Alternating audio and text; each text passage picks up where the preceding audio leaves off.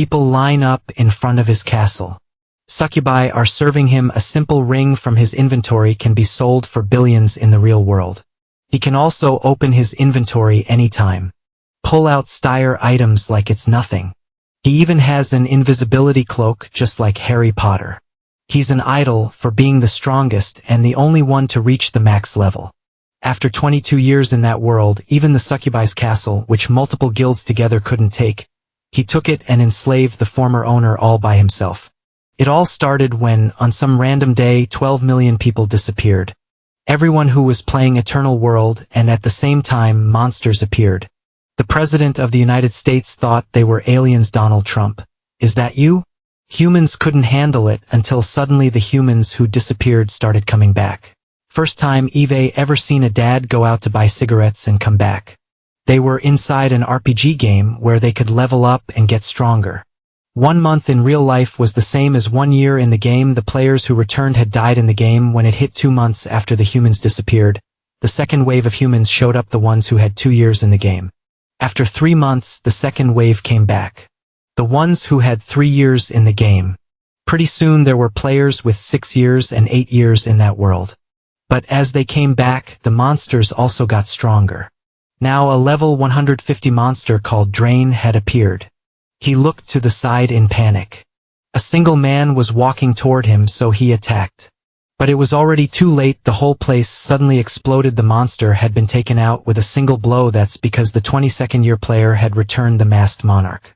He was the one who killed all the lords and reached the Demon King's castle alone. He even killed the Demon King. No, it was just an illusion. The Demon King mocked him. He didn't realize it was an illusion, even though he was the strongest human. That made him furious. But it was already too late for him. Even so, the Demon King said he completely exceeded his expectations. And he couldn't wait to have more fun with the kid. The masked one just begged him to kill him. But he was left alone in that place. That's when everything started to crumble. And the system allowed him to return because he had launched an attack on the Demon King's castle. He also came back with the inventory as a reward, meaning he was the only one who didn't die in the game and still came back with items from that world. The strongest man in the world returned. He immediately went to a building and rang the doorbell. In Eternal World, he always stuck together with his brother named Yoon Sang-min. But when they went to face the level 81 boss B-Gun, his brother got caught and killed right in front of him. Now he was at the building where he lived. When the door opened, his brother was really there and recognized him. Sang-min thinks he came back after the masked player killed the game's final boss. At least that's what the leader of the Absolute Guild said, but we know it wasn't really like that. Had actually fallen for a trick by the Demon King. Right now, stronger monsters are showing up. And high-level dungeons too. Suddenly Sang-min asks what level his brother Sang-hyuk is. And he asks, why is it? Because you want to recruit him to the guild you're in?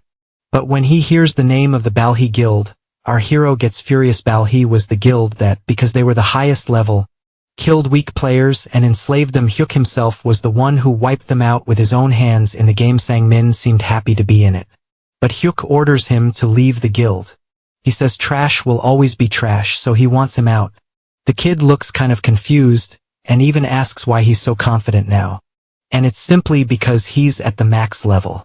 The kid thought Richard Polson was the highest level that existed, being level 228. How could that be possible? And it's possible because he himself is the masked monarch. He stopped gaining experience after reaching level 300. Only then did the kid understand it was him who wiped out the Balhi guild. Sang-min asks how he can open the inventory, and Hyuk explains that he got it as a reward. Does that mean he really killed the Demon King? Yes, he killed him, but it wasn't quite like that. The kid freaks out with all that information. Hyuk says he wants to give a present, and asks the kid's level, which is 154. Then, with a little grin, he wonders what he should give. Sang-min is surprised that his arm disappears like that, and that's thanks to the portable storage between dimensions. And then he finally pulls out the gift, which is Hamuri's Swords of Fury with an attack power of 450,800.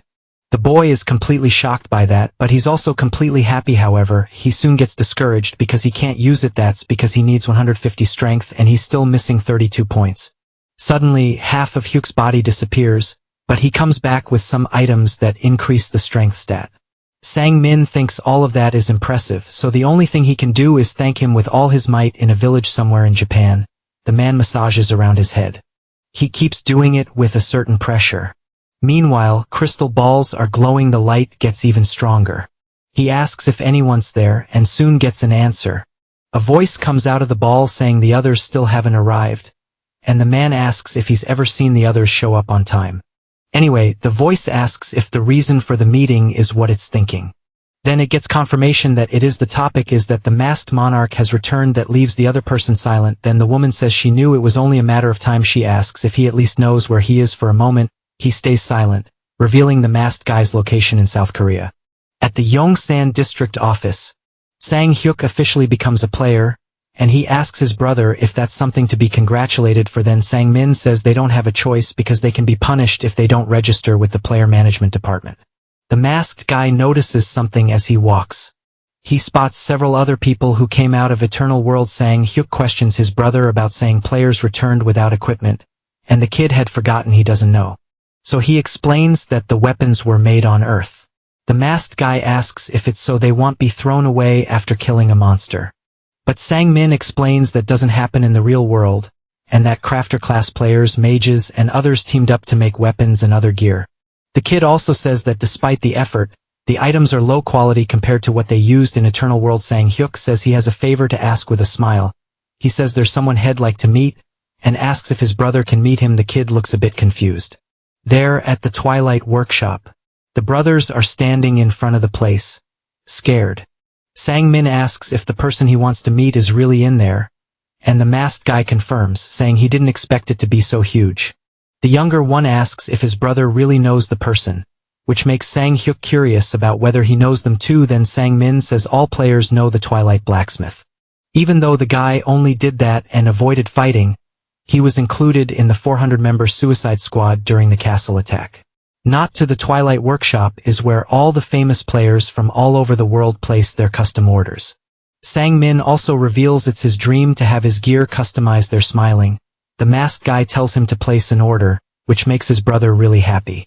Then they finally decide to go into the shop. The door opens and they're greeted right away. A woman asks how she can help them. Sang Hyuk says he's there to meet Mr. Lee Chul-woo.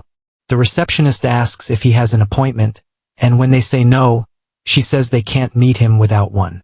Sang Min asks his brother if he's sure he knows the blacksmith, since neither of them is getting any VIP treatment. Sang Hyuk asks where the blacksmith is and finds out he's probably working in his workshop, which makes the receptionist a bit suspicious. Sang Hyuk just thanks her and takes off running. The woman tells him to stop, but the masked guy just wants to know where the place is, soon finding out it's in the basement. She still tries to say the boy can't go down there, but it's too late. In the workshop, there are lots of items like weapons and armor, as well as all kinds of blades, and the blacksmith is working on another one. He's extremely careful with the prep, even though he's not a fighter. The blacksmith is level 98. Chul-woo turns around when he hears someone shout his name. He's shocked when he sees who's there. It's you, Sang Hyuk, standing there. The receptionist finally catches up, saying he can't be there. Sang Hyuk asks the blacksmith if he could make it up to the pretty woman, with a bonus, saying she was very kind to tell him where he was. The woman apologizes for it, saying the boy just came in without any warning. But Chul-woo just says she'll get a bonus check at the end of the month, leaving her confused. The blacksmith asks if she doesn't want it, and still scared, the receptionist just thanks him. Chul-woo says the masked guy is still making a scene, and the boy asks if he isn't happy to see him. The big man asks what Sang Hyuk means by that. After all, he was living a peaceful life when the masked guy dragged him to that terrible place. Sang Hyuk shows him the hammer. Startled, the blacksmith asks how he got that, because as far as he knows, there's no way to bring items back from the Eternal World. Smiling, Sang Hyuk says he brought back his whole inventory in his dimensional pocket, revealing it was a reward for completing the final mission. Chul-woo thanks him, saying he thought he'd never see his hammer again, but he finds it weird the masked guy didn't give it back to him. Sang Hyuk says the weapon is his now. The masked guy says he left it behind when he got eliminated, so he took it for himself. Sang Hyuk surprises him, saying that considering their friendship he'll give it back, but only if the blacksmith does him a favor. With no other choice, the blacksmith works on the request. Chul-woo asks if he didn't see the do not disturb sign on the door. He tells the Red Knight to come back another time without saying anything, A sack gets tossed over. Inside are a bunch of really shiny items, which immediately grabs the blacksmith's attention. Sang-hyuk brought him Ifiran steel, the brilliant black or the horn of Denard rare Srank items. He wants to know how all of this was obtained. The masked monarch wants the blacksmith to make him an item. Chul-woo asks what he wants, and he smiles at what he has in mind. His simple request is a mask. Sang-hyuk says the place was just a small workshop when he first saw it, and he never would have imagined it would become something this big, and he also says he didn't know the blacksmith had such a sophisticated hobby. Chul-woo asks why he doesn't sit down and join the two of them. Sang-min introduces himself to the blacksmith. The big man says he seems like a good kid, unlike a certain other person. Joining in on the joke, Sang-hyuk says that if the guy keeps giving him attitude, he'll have to leave. Chul-woo wants to understand more about what happened and whether he really completed all the missions in Eternal World. The masked guy says he thought so. He says that for 2 years, he defeated all the demon lords by himself until he finally fought Baal and won, but that in reality, it was all just an illusion. Sang-hyuk doesn't understand the blacksmith's reaction. Chul-woo says it's unbelievable that the great masked monarch couldn't tell an illusion from reality, which seems disappointing for the guy. Still, Sang-min says he's happy his brother came back in one piece. And with a bonus for completing the final mission, Chul-woo goes quiet, thinking as he hears that he asks what favor they want. Sang-hyuk says it's something simple. Since he'll be a customer of the workshop, he wants his orders to get priority. Seeing how cocky the masked guy is, Chul-woo just agrees. Sang-hyuk also wants to give an item to his little brother, but he doesn't want people to recognize it, so the blacksmith quickly realizes he wants the design adjusted, which for him is a pretty easy job. So he asks for his hammer so he can work, and the masked guy actually gives it back. Chul-woo complains that he shouldn't just toss it around, but with a smile, Sang-hyuk says it's not like it's gonna break from falling. The blacksmith says the masked guy is always so sarcastic. Noticing something, Chul-woo asks if he forgot the fact that he still isn't. Obviously, Sang-hyuk has an ace up his sleeve. Or rather, in his dimensional pocket. He throws items onto the table: Akibro's gauntlet with plus 50 points, Gemstone of Benet plus 20, and Aaron's bracelet with plus 50 points. Even so, Chul-woo doesn't miss the chance to complain that he took way too long to do that. Sang-min wants to understand about the hammer, and his brother explains that it's Planer's hammer, the god of blacksmiths. The item is the best there is and includes lots of special abilities, but it requires the player to have strength and health above 200 points. As soon as he finishes explaining, the older brother says he's going to the bathroom. Chul-woo says he hates to admit it, but Sang-hyuk is really impressive. Sang-min asks if it's about the masked monarch who he's only heard stories about. Knowing the kid got eliminated in year 12, the blacksmith says he really wouldn't know him. With a smile, Chul-woo says there was nothing the monarch couldn't do in Eternal World, and that his power could turn the impossible into something possible just by being there. Like when he took down the evil dragon Nermus, who devoured 3 of his forces, and that's how they completed the mission that 4 major American guilds couldn't. The monarch also completed other impossible missions, and the memory of the masked guy dragging him into the 400-member Suicide Squad annoys him. Sang-min thinks the blacksmith hates his brother, but Chul-woo says that even if he wants to, he can't. Sang-hyuk shows up with the mask of the Monarch of Chaos and reveals it was the blacksmith who made the item. Chul-woo confirms it, saying it was the biggest work of his life. The masked guy smiles like always, sarcastically, and the blacksmith does the same like good partners. Suddenly Sang-hyuk asks if there's any nice castle in Seoul. Chul-woo quickly realizes what he's getting at. Even so, he wants to confirm if it's what he thinks. Sang-hyuk says now that he's back, it's time to move, leaving both of them shocked.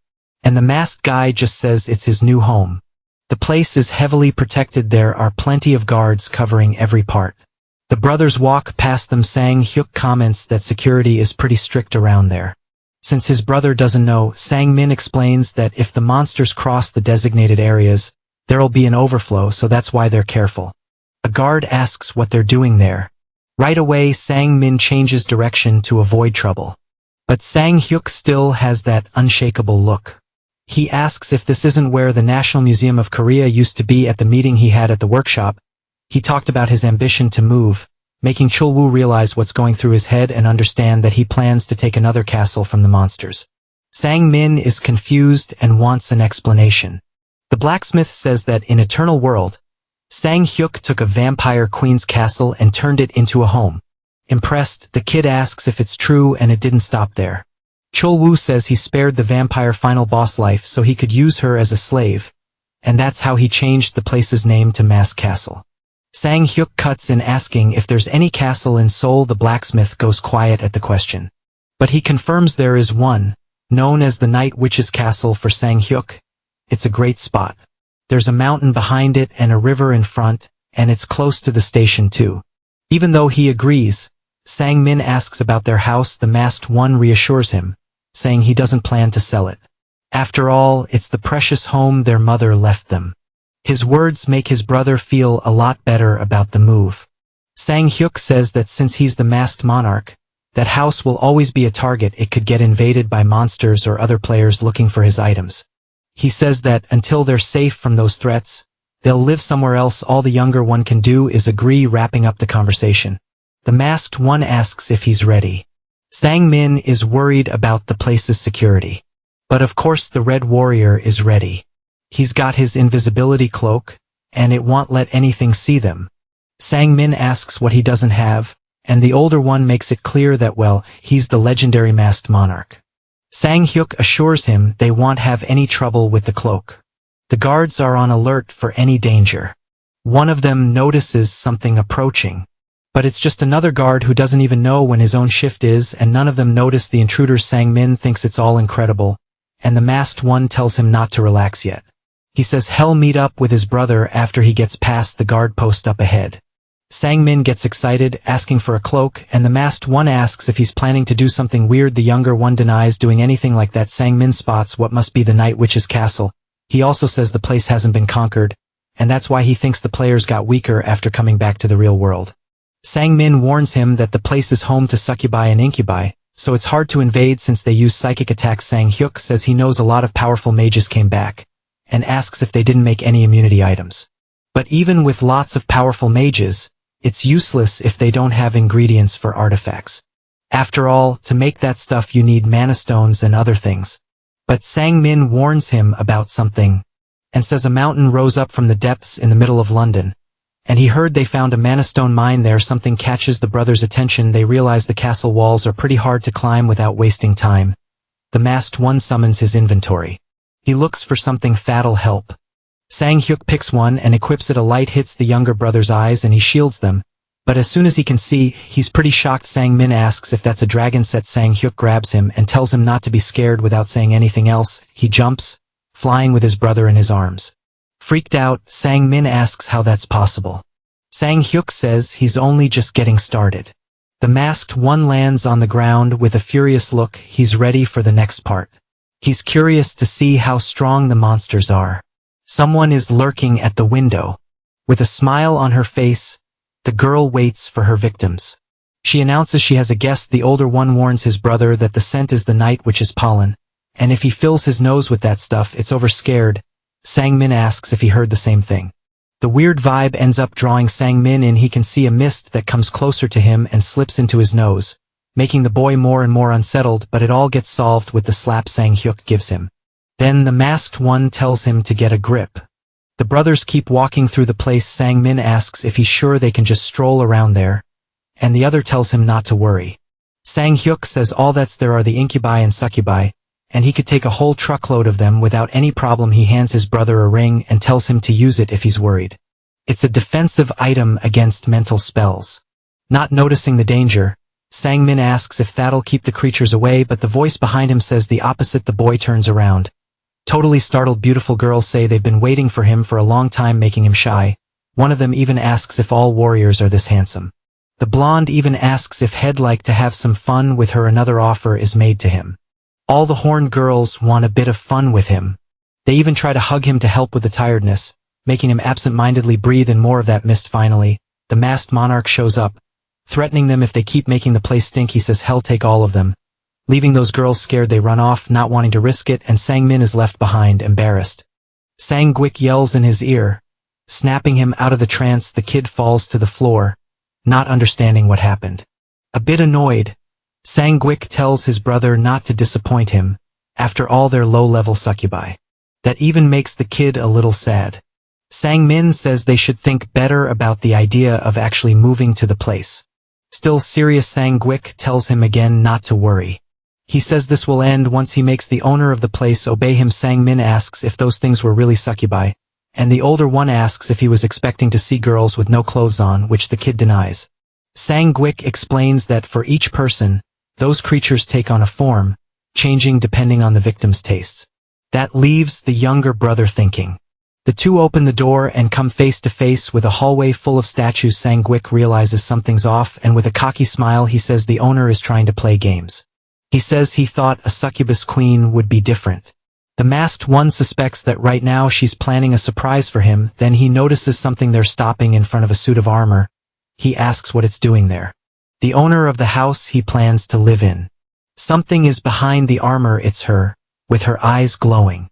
She shoots out of the armor like lightning. Sang Guik asks what she thinks she's doing. Chasing after her, the masked one says he's got a deed to the castle for her to sign before she leaves. It doesn't take long for the masked one to catch up. Sang Guik is even faster. He stops in front of the queen saying she can't run. But something makes his eyes go wide. He finds the creature in front of him strange to be sure. He asks if she really is Lilith. Almost everything is in ruins. They're so fast that sometimes you can only see flashes, along with the explosions caused by them, and more destruction coming from all sides. The masked one uses his powerful sword. Fighting the succubus queen, Sang Guik admits she's stronger than other succubi. After all, she's Lilith, the lady of the night witches. With a laugh, she asks if the guy regrets fighting her and says it's far too late for that. The masked monarch's sword is broken. That's impressive even to him. Lilith says she can't even believe he managed to block her power, smiling. She says this time he won't have the same luck. Until she notices her horn is broken lying on the ground next to Sang Hyuk. He tells the queen to stop wasting her time and come at him. Because he's got others to face. His arrogant talk makes the succubus irritated. Then Lilith goes at him. They're back to reality, with Sang Hyuk having remembered their encounter, but wanting to be sure it really is her. The masked one asks what happened, and if it really is her there, but annoyed. The girl just tells him to get out of her way, quickly passing by Sang Hyuk's side. But something is stopping her. The masked one easily managed to capture her. The queen demands that he let her go, annoyed. The demon just wants to be free from his grip. Then Sang Hyuk calls her a child, with a terrifying look. He says she shouldn't make him repeat himself. He asks her name. The girl looks pretty scared, but with not much choice, she admits her name is Lilith. Still not believing it, Sang Hyuk asks for confirmation. He's really suspicious about it, asking why she turned into a child. Something catches Sang Hyuk's attention. Then an explosion happens there. The structure of the place shaking after the wall is broken. But the masked monarch stopped it with style. Sang Hyuk wants to know who those horned people are. Someone tells him to stop causing trouble, and leave. The higher-ranked succubus named Marianne is holding his brother, and says she doesn't want to hurt him. Sang Hyuk looks back. With his usual cocky smile, he says she doesn't understand what's going on there. Back with his mask on, he says she should ask nicely instead of ordering him around. Marianne doesn't understand the kind of danger he represents, but the order is to eliminate the human. Sang Hyuk is just waiting for all of them to come. He easily dodges the group's attack. His eyes shine, alert to everything. Then he catches Marianne off guard by asking if they really think just 6 of them are enough to take him down. The masked monarch is fast at what he does, snatching his little brother out of the succubus claws. He asks Sang Min if he can run, and the boy agrees. The demons fire fireballs at them. Sang Hyuk is quick, dodging every single one, making the creatures have to push themselves even harder. The masked monarch threatens to take their fingers if they try again, but the strongest succubus won't give up. Marianne is ready to hit him with a butterfly dash. She fires her power at him. Sang Hyuk still doesn't move while that blast is about to hit him. A powerful lightning bolt strikes the top of the castle. The sword's blade lights up. Everyone gets scared by it. Even Marianne, who is confident while he's completely lit up by the lightning. There's someone with him. Sang Hyuk is holding Lilith with him. The guy asks if she's ready to talk, calling her annoyingly little princess. Day has already broken, totally changing the mood of the castle. Lilith, the demon's princess, is sitting on the bed. Sang Hyuk breathes easy. Finally getting a bit of peace. The masked guy wants to get done with what he came there to do. He starts by asking if this place really is the Night Witch's castle. Annoyed, Lilith yells, asking what else he thinks this place would be. Not caring about her words, Sang-hyuk says it looks more like a citadel of irresistible charms that makes the princess hesitate. Then the masked guy says it's Lilith's home, the one who rules the Night Witches. Marian says the princess still isn't familiar with the situation. She explains it's only been 100 days since the girl woke up. Sang-hyuk is surprised to hear that. Then everyone looks at Lilith. The masked guy asks if that's why the demon queen looks like this. He asks if the pink-haired girl is the only succubus in the top rank, but Marian admits she doesn't know her rank. After all, humans are the ones who make the rankings. Sang-hyuk asks if she's the only senior member there, and she confirms it. He says there were a lot more of them in Eternal World Citadel. Marian says none of them know the details since they woke up. Sang-hyuk thinks for a moment. With a confident smile, he says he gets it now. Calling Lilith over, he sticks his hand into his dimensional pocket. The masked guy pulls out the paper so they can make a contract.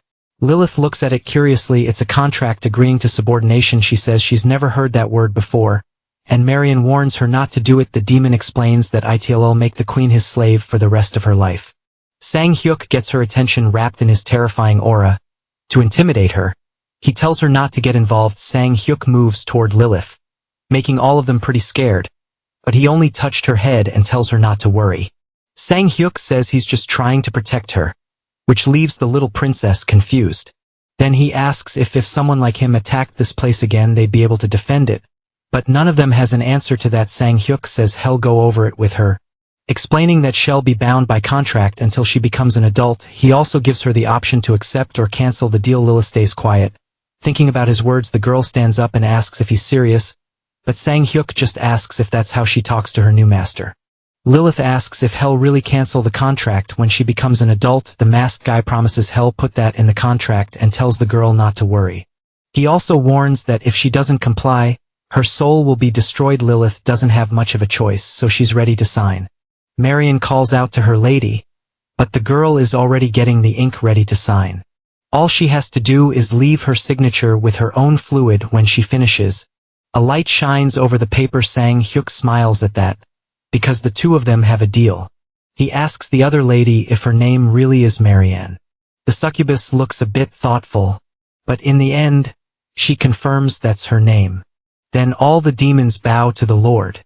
Of course, he gives a sarcastic smile and suggests they first change the nameplate on the door. In Monument Valley in the USA, the monsters are being taken out. One tries to catch the player off guard by attacking from behind, but he defends himself using his double blade. The man holds his ground so he won't lose the fight, using his strength to push the creature back. He looks over at his partner, surrounded. The other one is in a brutal battle, cutting down his enemies like they're bread. He isn't scared even though there are so many. With a single strike, he manages to split several of them in half, knocking the monsters away. He's honestly pretty terrifying. His name is Richard Paulson, the Sun Knight of the Absolute Guild. Level 220, he says the monsters might have dropped some items, and asks them to check the area. The masked guy calls for his master. Harry Bertland, level 187, known as the Scythe of Judgment, says he needs to take a look at something. Richard takes the phone from his hand. The Golden Knight pays attention to what he's talking about. Then he smiles when he realizes it's about the masked monarch, and that the player finally came back in a city in Russia. People are bundled up because of the cold. Their eyes are fixed on their phones, focused on the news they're reading. The same thing is happening in the UK. People are calmly moving through the city at the newsstands. The papers have the headline about the masked monarch showing up even in Hong Kong. The news is talking about it. It's everywhere. Meanwhile, somewhere else, several photos of the monarch were taken down. The man studies each image carefully. His eyes lock onto something interesting. Finally back in Seoul, Sang-hyuk puts on his armor. He has the feeling something is following him. When he turns around, he sees several men behind him. Cho Suk-hyun, level 102, is the guildmaster of Balhi. The masked guy calls him a bastard, says it's been a while since he's seen him, and the man says the same. Sang-hyuk gets straight to the point, asking what he wants. He even asks if the guildmaster is going to beg for forgiveness. Suk-hyun gets really nervous. He says they made a terrible mistake in the other world, claiming they want repeat the same actions, and asking for forgiveness. Sang Hyuk laughs at his words. He says the world they live in is interesting after all. One man is begging forgiveness from another man who took his life. Anyway, he forgives him, but there's a condition.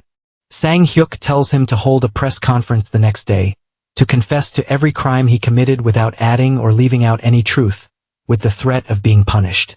The masked guy asks what he thinks about that. In the end, Suk-hyun accepts it. Sang Hyuk makes it clear that hard times are coming for the man, and that everything he worked for will collapse, and that there's nothing he can gain without pain.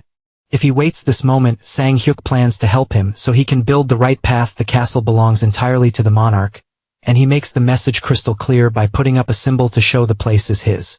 There are lots of people outside, including reporters, all of them trying to grab whatever they can for themselves. People shout that they know he's in there, and they just want to ask a few questions. Then they beg for the door to be open. The director of the player management department is there too. Someone asks him if he's sure the masked guy is inside. The man suggests they should go back. He is Park Sung-shik, a Year 12 player, and says the masked monarch was a terrifying player in Eternal World, and he advises them not to provoke the warrior, which ends up annoying the director. Young Chul says the masked guy should be in there greeting him, and yet he's still coming up with the idea of going back. The man says he doesn't know how good the player is, but he's still the management director. He's basically pounding on the door. Young Chul yells that the players should have come looking for him as soon as he got back, and gets mad that he's locked in. The front door opens. Everyone looks at what's inside. Director has an ambitious smile. He laughs, thinking he scared the masked guy. Young says he's ready to find out how strong the masked guy really is. Sung-shik immediately realizes something is wrong. The player warns that what's coming is dream. Dust. He yells for everyone to protect themselves from it. Not only that, he warns everyone to run. Sung-shik shields himself from the dust. The guy behind him says everything looks clean. Meanwhile, Myung is without his clothes while doing a weird dance. Sung-shik quickly realizes he's hallucinating and tells them the cameras are recording this humiliating moment. Sung-min comments that the man seems like someone important, and his brother fires back asking why someone like that would break into someone else's property. A sound catches Sung-hyup's attention. He pulls his phone out of his pocket. It's a call from an unknown number. Sung-hyup tells his brother to give him a few minutes. Far from there, he answers the call. The voice surprises him, saying it's been a while since they've seen each other, and the masked man suspects she's speaking Roselian. Sung-hyup asks how she got his number, and she says she knows everything. The person introduces herself as Jay, head of the Dark Chamber of Commerce of Eternal World. Sung-hyup wants to know what she wants, and Jay asks if he isn't interested in knowing what she does. He threatens to hang up if she has nothing else to say. Jay asks if he doesn't have anything to give her, claiming she figured the masked monarch would have something interesting in his possession. She says the Dark Chamber of Commerce is planning an auction, but they don't have anything to make it happen. Sung-hyup tries to deny having anything, but Jay says that in this world a bit of money can be useful. He thinks for a bit, then says he'll give a ring. Jay wants to know what kind. The monarch explains that the item reduces cooldown time by 5, and increases resistance to fire and magical effects by 5 each. With a smile, Jay says she couldn't have asked for anything better, but she remembers that ring, and Sung-hyup confirms it used to belong to the Crimson Witch. Jay says the other one would sell her house just to buy it back. He asks where they should make a deal. Jay explains that for Korea they use the lockers at Seoul Station, and says she'll send the details by message. The call then ends. Not even Sung-hyup was expecting to get brushed off that fast. He heads to Seoul Station as agreed, using the hood so he won't draw too much attention. Sung-hyup goes up to one of the lockers. When he opens it, there's a box inside. Sung-hyup is a little suspicious. He decides to go to his old house, meeting up with his brother. Sung-min is desperate to know what's going to happen. He asks how much all of this costs along with several stacks of cash. There's also an envelope. Without wasting time, Sung-hyup grabs it. His eyes go wide at what he sees. It's a check, and the total amount is 10 billion won. The truck is going at high speed, and they're filming, not wanting to miss a single detail. The lenses are focused on this mess. There are lots of cargo trucks entering the castle, with a small car leading them. The vehicle is the first to stop. Someone's in the passenger seat and opens the door. The one who gets out of the car is the super stylish blacksmith. dressed in a suit, but he doesn't care about anything at all. Soon he's greeted by someone telling him the master is waiting for him. Beautiful horned girls will kindly show him the way. His expression is still suspicious. The door opens for him to enter finally. Cole Woo meets Sang Hyuk. The masked man says he's late. Suddenly the big guy comes up to him, and he doesn't understand what's happening. Cole Woo crushes him in a hug and says the kid has a special talent for causing trouble, accusing him that the world fell into chaos because of him. Sang Hyuk only asks him to let go first. The masked man complains he's way too strong and the squeeze almost left him out of breath after recovering. Sang Hyuk gets straight to the point and asks if the man has made a decision to move the workshop to the castle. With a serious look, Cole Woo asks him to listen. The blacksmith says he didn't come because of him. He asks how he could refuse the offer when the kid has all the raw materials from the other world right there. Cole Woo asks if there's electricity there, because he heard electronics don't work on altered land. Since nothing works yet, he says it'll take some time. And he also considers the possibility of having to do it like he did in Eternal World. If it's that way, it'll take a month. Sang Hyuk asks him to build everything in that time and he freaks out, saying he can't. With a smile, the masked man reveals he plans to give the Twilight Workshop first pick of the monster's byproducts and asks if he still can't make it work. His words make the man irritated. The blacksmith says he'll have to use the mana-powered generator, and Sang Hyuk asks if he means the phoenix heart, pulling out 3 of them. He asks if that's enough. Excited, Cole Woo says it's more than enough, and the masked man says he has more. He should let him know when he needs more. And there's one more thing to be said. Sang Hyuk has another favor to ask, making the blacksmith curious about what it is. The monsters are all around the castle. The masked monarch keeps cutting down everyone in his way. There are other warriors in the fight, all fierce and giving it everything they've got. This happened back in Eternal World, when they were doing the final mission. The man in the gray mask tells his master to leave the monsters to them and move on. Then the other one remembers, they're members of the masked mercenaries guild. Then the woman adds that they can handle it. She says the monarch needs to save his energy to defeat the demon king. The man yells at him not to waste time. Sang Hyuk stands there, thinking about what they said. Suddenly, behind him, Balhi shows up saying he has loyal friends. Sang Hyuk quickly looks back. Before he can even react, the king strikes him, a heavy hit that makes him spit up his own lifeblood. Balhi has a terrifying smile. The demon attacks again, this time an explosive one. Sang Hyuk gets thrown far away, taking even more damage to his body. On top of being strong, the demon king is terrifying. With a smile, Balhi says it's disappointing. He says he thought the masked monarch would be different. Red crystals are flying toward the monster, but he easily blocks them with a shield. One of the guild members tries a surprise attack from behind, but it's like it was nothing. The girl in the group also tries to use her special ball, disappears before it even hits. Her eyes go wide, not understanding what just happened. Then the villain appears behind her. Balhi declares she'll be taken out first. Meanwhile, the monarch is collapsing to the ground, watching his team get slaughtered. Even weak, he tells everyone to fall back. The butcher asks his master if he's okay. Sang Hyuk warns that the king is way too strong for them. But even so, the gray mask says they'll buy time for him. The butcher tells him to run. He also promises everyone will be right behind him. The monarch tries to stop him, but the butcher just tells the other partner that he's counting on him. The Twilight blacksmith is there too. Chol Woo has a serious look. He asks Sang Hyuk if he can get up. The monarch orders everyone to retreat immediately. The butcher says he needs to save at least one more life and asks him to use a he knows damn well Sang Hyuk is the only one who can defeat the demon king. So he asks him to level up and finish the mission. With a smile, he reminds him that's the goal of the masked mercenaries guild. And with that, the mercenary heads into the fight. Sang Hyuk yells for him, but it's too late. He ends up coughing up more blood, which worries the blacksmith. Someone shouts Yoon. Sang Hyuk, telling him to wake up. Several explosions go off in the castle. He can see it until his eyes close completely. The girl's body is lying on the ground, same with his companions. It's too late for the butcher too. Sang Hyuk witnesses the end of his subordinates. His gaze is distant, not believing this really happened.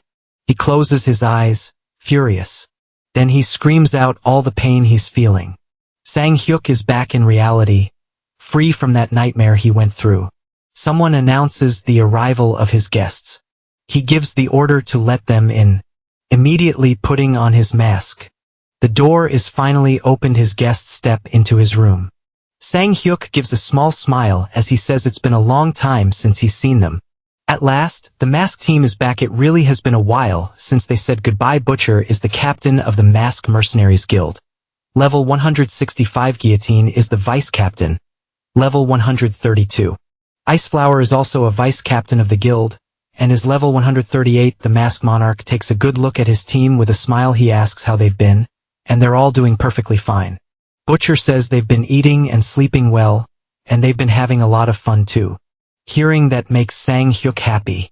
The monarch asks if they've been keeping in touch with the other guild members, and the big guy reveals everyone came to Seoul when they heard he was back.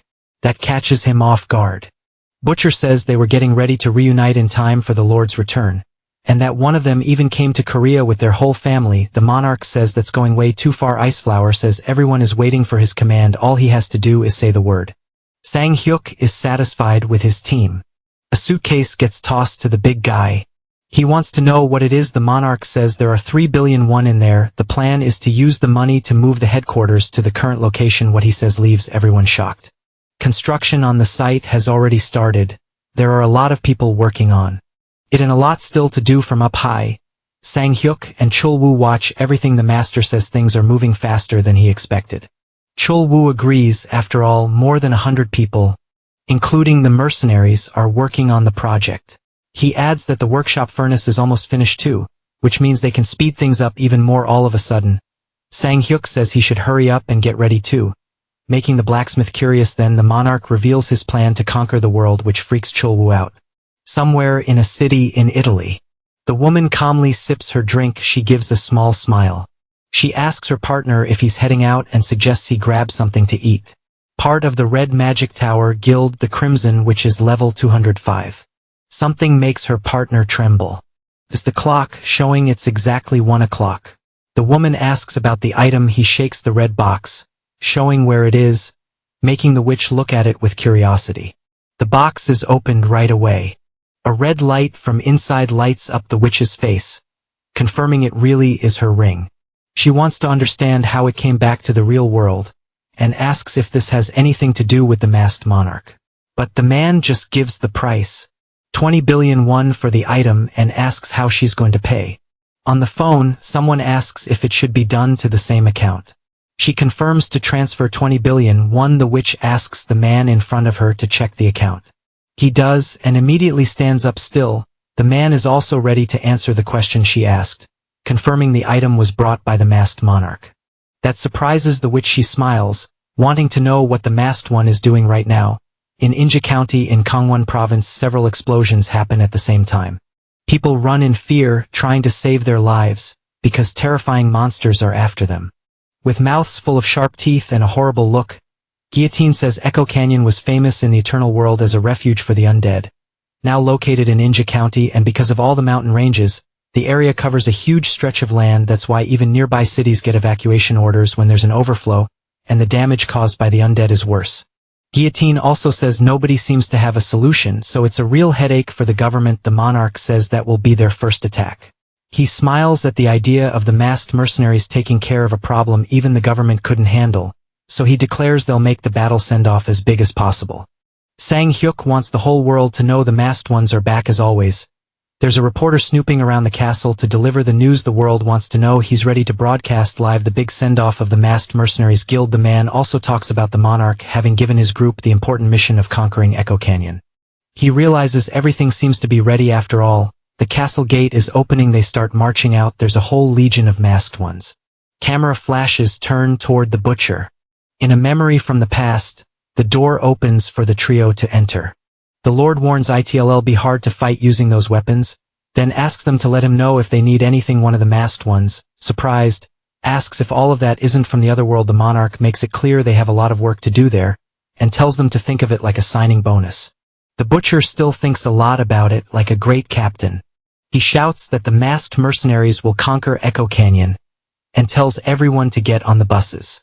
Soon, the reporter shares the news with people about the guild's trip to Injo. He also asks how the team is going to conquer a place where every other group has failed. Either way, KBN will keep bringing everyone the updates, saying they'll be heading to Injo for the latest. Sang-hyuk says he's happy he had the team rehearse. The guy glances at the girl beside him. He asks if the ice cream is good, and with a smile, Lilith says yes. Then the masked one says she's had enough since this is the 10th one, but the princess just says they're delicious.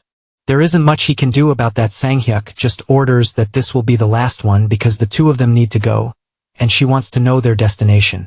Smiling, the masked guy says they've got a job to do. He just says he left something behind, making Lilith curious. Only 2 guards are protecting the entrance to the place. They're watching KBN, who believes the masked monarch is waiting for the right moment to show up. The guard smiles, ready to see the Lord in action. They comment on how embarrassing it'll be if they fail the mission. Someone's presence is noticed. Doing his job, the guard tries to warn that the area is restricted, but he gets caught in a strange mist, making them fall asleep on the ground.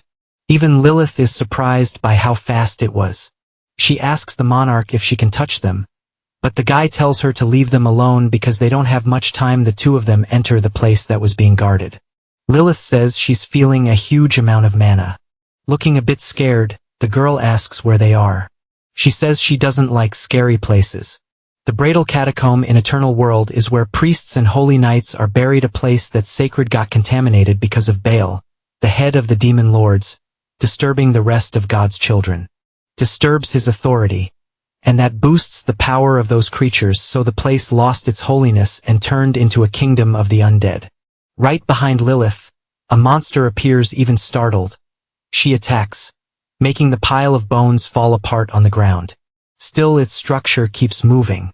Little by little, the undead recovers.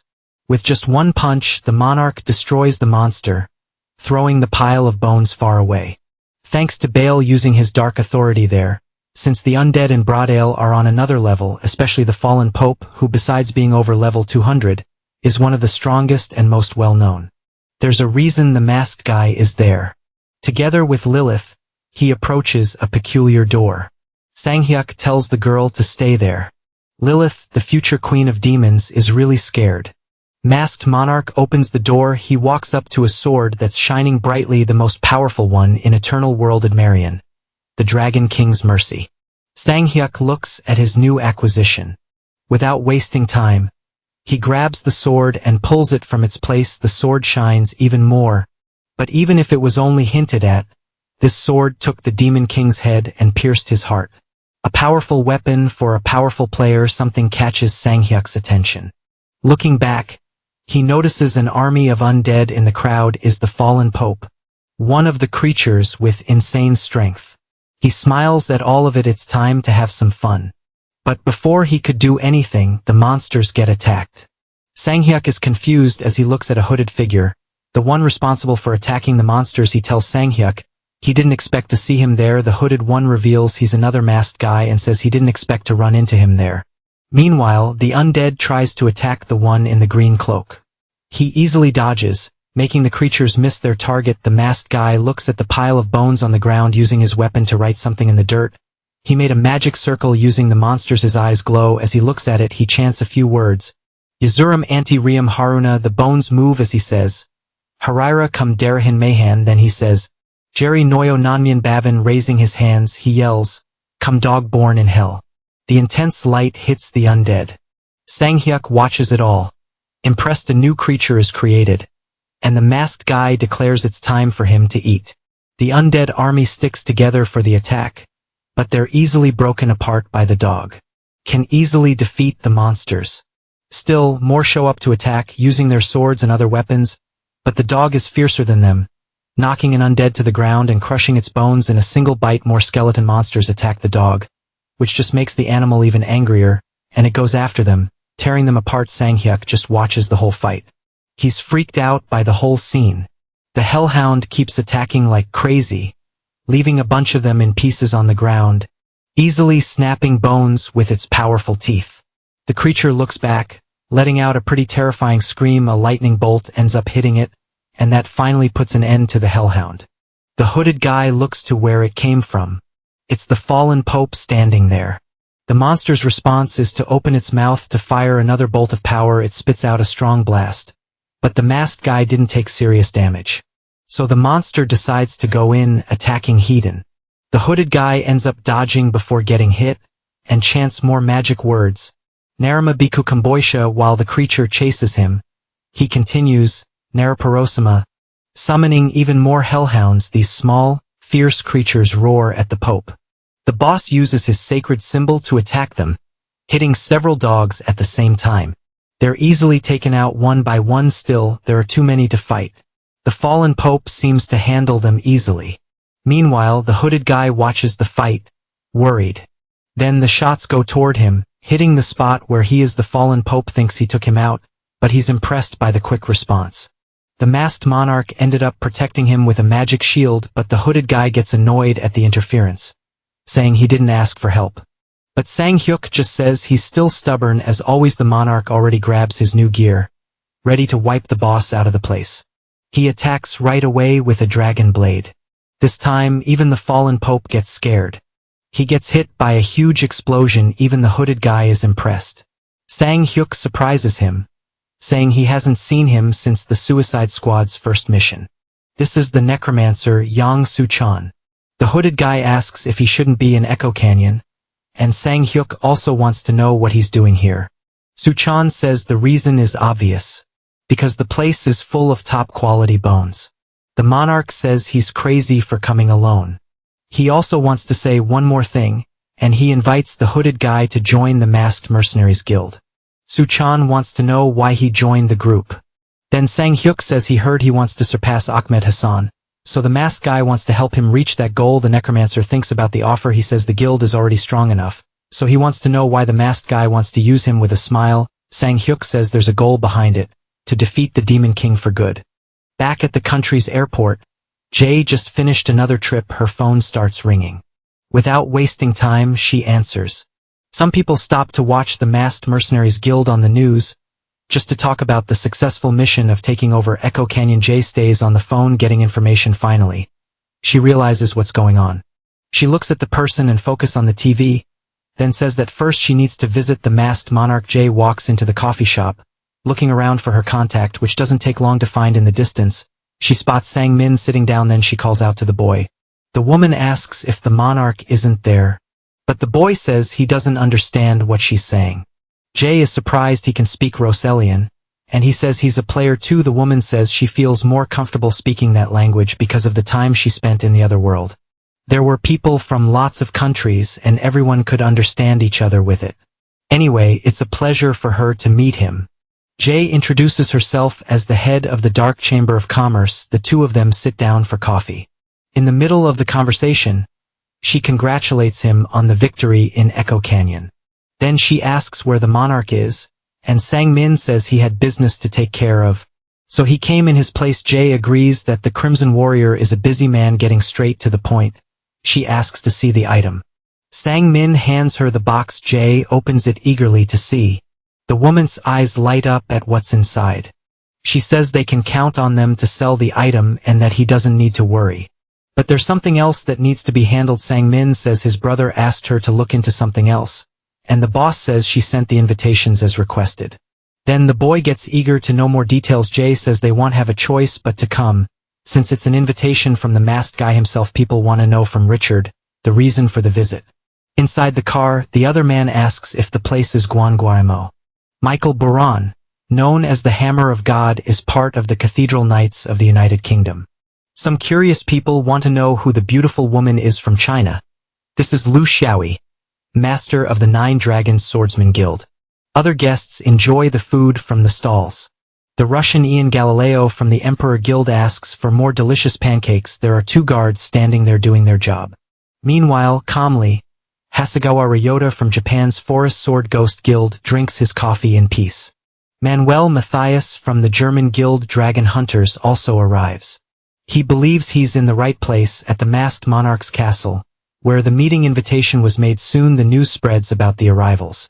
From KBN, it's known that all the masters of powerful guilds around the world arrived in Korea early in the morning. Everyone's been chiming in about the sudden visit. To everyone's surprise, the guests just walked right into the castle.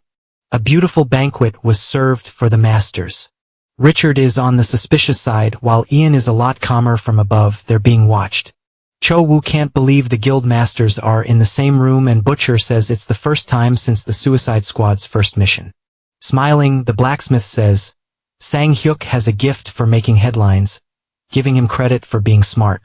Michael slams the table, annoyed, wanting to know how long they're going to wait, and he threatens to leave if he has to wait one more minute. Richard tells the man he's impatient, and that's why he hasn't changed at all.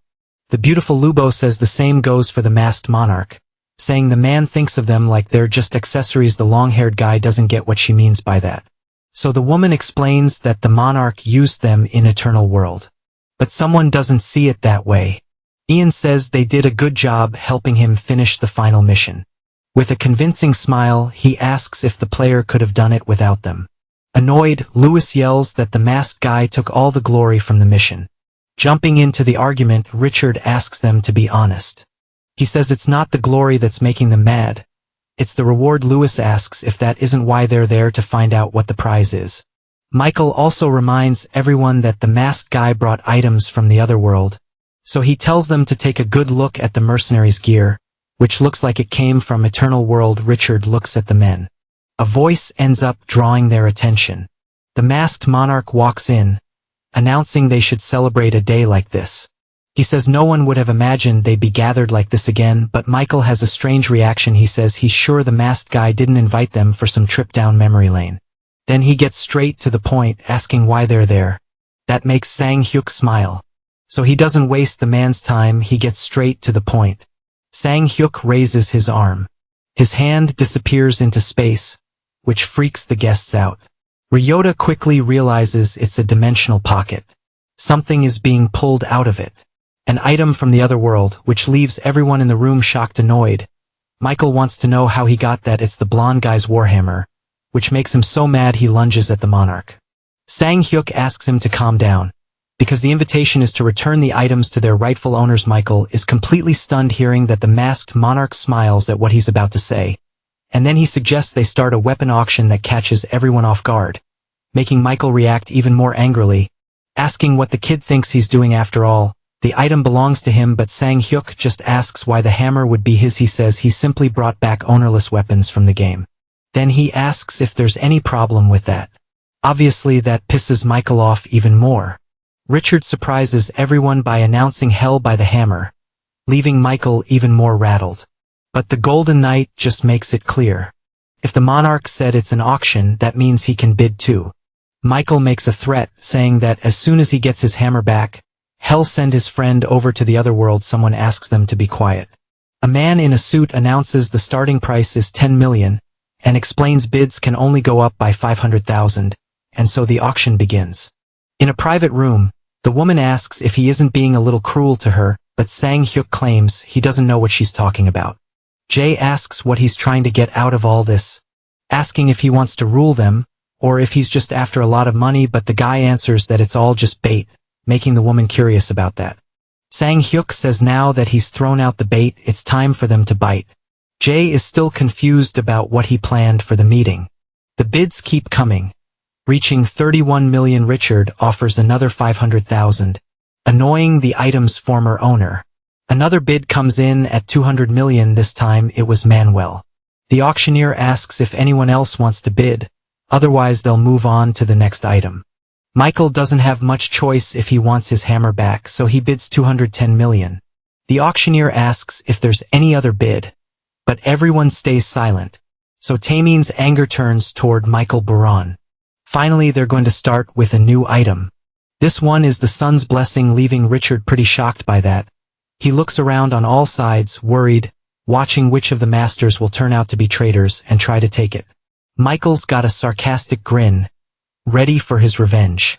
He starts by calling out a bid of 200 million, which only makes things worse for the Golden Knight. It's already late at night and the auction has ended. Richard walks calmly, enjoying the night breeze. A voice comes from behind saying, "They've got unfinished business." It's Michael standing there. The guy is pretty pissed off. Richard says he doesn't know what he's talking about. He says that because of the long-haired guy, he also spent over 200 million. But Michael says that's not what matters here. Pulling a dagger, he says the man pissed him off. The two start fighting, even causing small explosions. The Sun Knight asks if that's how the other guy wants to play, and Michael asks how long the man thinks he can disrespect him and walk away. Spotless, declaring his end tonight. Richard doesn't hold back either, firing back. He hits the blonde guy with his glove, sending his opponent flying far from there. Michael took a solid hit, staying down on the ground like an old dog. Richard reminds the blonde guy that he's a higher level than him in the other world. So in the real world, it's the same story. Annoyed, Richard tells him to shut up and charges in with the blade, which in a way surprises the Golden Knight. Still, he manages to dodge that bolt, which ends up hitting the wall. Richard looks at what just barely missed him, realizing Michael really isn't messing around, so he grabs his sword. He says apparently neither of them is getting out of there alive. Michael also grabs his hammer, agreeing with what his enemy said. One raises his sword to attack, while the other uses his hammer. They're ready to face each other to the end.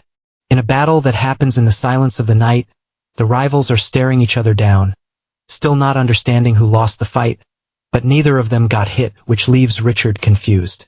And Michael is too. He complains about the Golden Knight holding back, and the other says he didn't. Then he throws a punch at the long-haired guy. Michael does the same. All of a sudden he looked kind of confused, not understanding. Richard's in the same situation, both looking at their weapons, not understanding what's going on. There's something wrong with the sun's blessing. Just like Tyen's wrath, they realize no weapon is working. From the high window, Sang-hyuk watches them. He smiles at his plan, because they finally took the bait. Richard accuses the masked guy of knowing from the start, and asks why he wasn't told he still can't use the sun's blessing. Sang-hyuk says he never told him to buy the sword, and asks why the man is even questioning that. He says the Golden Knight should have checked if he had enough points to use it before buying it, giving up. Richard asks what he wants and what he has to do to be able to use the sword. So the monarch wants him to beg him, all because he heard the USA is up to its neck in dungeons that were considered hard to raid. Sang-hyuk smiles and says hell take care of that for him, which leaves the knight impressed. Richard says that's way beyond his control. He says he doesn't know how things are in Korea, but in the USA the hunting grounds and dungeons are under heavy security. Sang-hyuk says that's exactly why he's asking the man to beg him, just in case they feel the need for someone like him. The monarch looks at everything calmly. While Richard thinks the situation is complicated, he leaves the masked guy's room, immediately finding the scene in front of him weird. It's the other masters waiting for him. The bald guy goes straight to asking if the masked guy also talked about areas and dungeons with him. Richard says it looks like the monarch got the best of everyone as always. Michael has an explosive temper, angry at having been tricked, yelling that one of the two is going to die and there won't be any middle ground. Someone asks if the blonde guy is dumb or just stupid, putting an end to his tantrum. Richard asks why he doesn't think about a change. The Golden Knight says he wouldn't be able to block a single blow with such a pathetic weapon. Leaving even Michael without an answer, Richard tells them to think it through and decide whether they should make a deal with the devil or not. The masters then fall silent, thinking about it. On Mount Odi in Gangwon province, several monsters scream, attacking with their weapons. They fight against the bony ones, splitting their bodies apart easily. With just one punch he can break them, doing that to everyone who comes at him. A skeleton even tries a sneak attack, catching the big red monster off guard, and it ends up losing its head. Then other skeletons rush in, attacking other giant red monsters. While the fight is going on, there's someone up high. It's Su-chan watching everything. Sang-hyuk shows up next to him and says he can't believe he cleared Variak's dangerous path all by himself. The necromancer just asks what he expected from a player at his level, and the masked guy laughs, saying he never knew he was so quick to catch on. Changing the subject, the hooded guy wants to know why he made such an absurd demand. What happened to the people who took part in the auction? He's been thinking that this isn't eternal world anymore, so if you get eliminated, it's forever. Sang-hyuk asks how far he's trying to take this. Su-chan says his conclusion is that players need to get stronger so fewer of them end up dying. Monarch just watches in silence. Then he comments that he's got a lot of stuff in his dimensional pocket, but he was wondering how many players he can actually gear up. Sang-hyuk knows the number of solo players in Eternal World is around 100 million. So he can't equip them all. He says maybe he can help them in another way, but he wonders who he'd even choose for that, coming to the conclusion that in the end, players have to get stronger on their own. The necromancer stares at him, thinking, Suchan gets what he means, but he doesn't think that answers his question. Sang-hyuk needs to be even clearer about his reason. In his mind comes the memory of that terrible day, when he was losing Sang-min and his brother said he wanted to go all the way with him. He also remembers Ice Flower saying shed by time, so he could escape the place. His teammates were confident he was the only one who could defeat the Demon King, and they refused to leave. Everyone was ready for the end of the journey. Sang-hyuk kept fighting the monsters, walking forward in search of hope, only to find his entire guild eliminated, which left him really sad. Then Bale's voice tells him things are going to be fun. He says he's looking forward to it. The Demon King has an evil smile, and Monarch looks at him with anger. Sang-hyuk made an absurd demand, and he explains it's because he doesn't want to lose this team. Suchan doesn't say anything else, finally understanding him. On the news they talk about the solo conqueror, and also about the masked mercenary guild that cleared the fallen sanctuary. There were other achievements like the masked lands. On the news they say the masked monarch cleared 3 hunting grounds and dungeons that were considered impossible to raid, turning the Republic of Korea into a gaming powerhouse. A meeting happens at the JW Group, where the boss asks if they still haven't gotten in touch with Monarch. The man yells, asking if he doesn't know all eyes are on Korea right now, so he offers any amount to bring him in for photos. Sang-hyuk enjoys the sunset on a beautiful island. He has that same smile as always. The guy thinks this is perfect for TV, and wonders if he should go to that place. His phone rings, showing it's Jay. The woman asks how it feels to be a star of the world. And Sang-hyuk just says if she's gonna waste his time, hell, hang up. Jay laughs at how little he wants to chat and gets straight to the point, saying she just got a call from the United States, congratulating him on his plan working. Meanwhile, in the Las Vegas desert, you can already tell something isn't going well anyway. Sang-hyuk was recommended to conquer an impossible to raid dungeon. Everything seems calm there, until the missiles get launched in that direction, causing the place to blow up. The place is being bombed. Smoke comes out of the firing weapon. Then the missile launch is completed, asking to confirm the strike, and the broadcast is the answer is no to the request due to poor visibility. Storm A, and they ask for an image for Squadron 1. But that's not possible either because of the fog, so they switch to Plan C and announce they're going in. A task force even using war tanks, each soldier heavily equipped for the situation, and a lot of them to deal with the problem. Through the fog you can see glowing red eyes. An explosion startles the soldiers. It's an enemy attack, but they're told to hold formation. Something is being attacked in the middle of the fog, keeping them from knowing what's happening. The soldier tries to see through the fog. Suddenly a roar from behind him makes his body freeze. He quickly looks back without wasting time. He starts shooting, with it being just him against the creatures. Now at McCarran International Airport, a plane has just landed. As soon as the door opens, the passengers are let out. He's greeted by Richard, who quickly comments that the player got what he wanted. The Golden Knight asks if he should thank him for that, but Sang-hyuk waves it off, so Richard just wishes him good luck. He's confident in the masked man, just like the monarch is in the same situation. The trip happens in the room. Richard breaks the silence, saying the situation there doesn't look very good. He says 5 guilds including Absolute tried to raid the place for years, but none succeeded, and that even though the military carried out a large-scale attack not long ago, it also failed. Sang-hyuk knows and understands the situation. Richard also says the government gave the green light this time. But there's a catch. The man looks back, irritated. Suchan asks what he's looking at, while Lilith is hungry and asks for ice cream. Richard is confused by those two. He asks the masked man if it's really just the 3 of them. Sang-hyuk explains the guild has a lot of work to do in Korea, saying they also need to raid other dungeons. Out of patience, Richard tells him to listen, because he thinks the masked man didn't understand.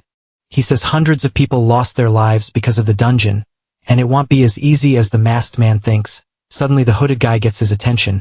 Suchan says he doesn't exactly understand what the 2 of them are talking about, but tells the man not to worry, because they won't fail. That makes Richard a little worried, but they keep going on the trip.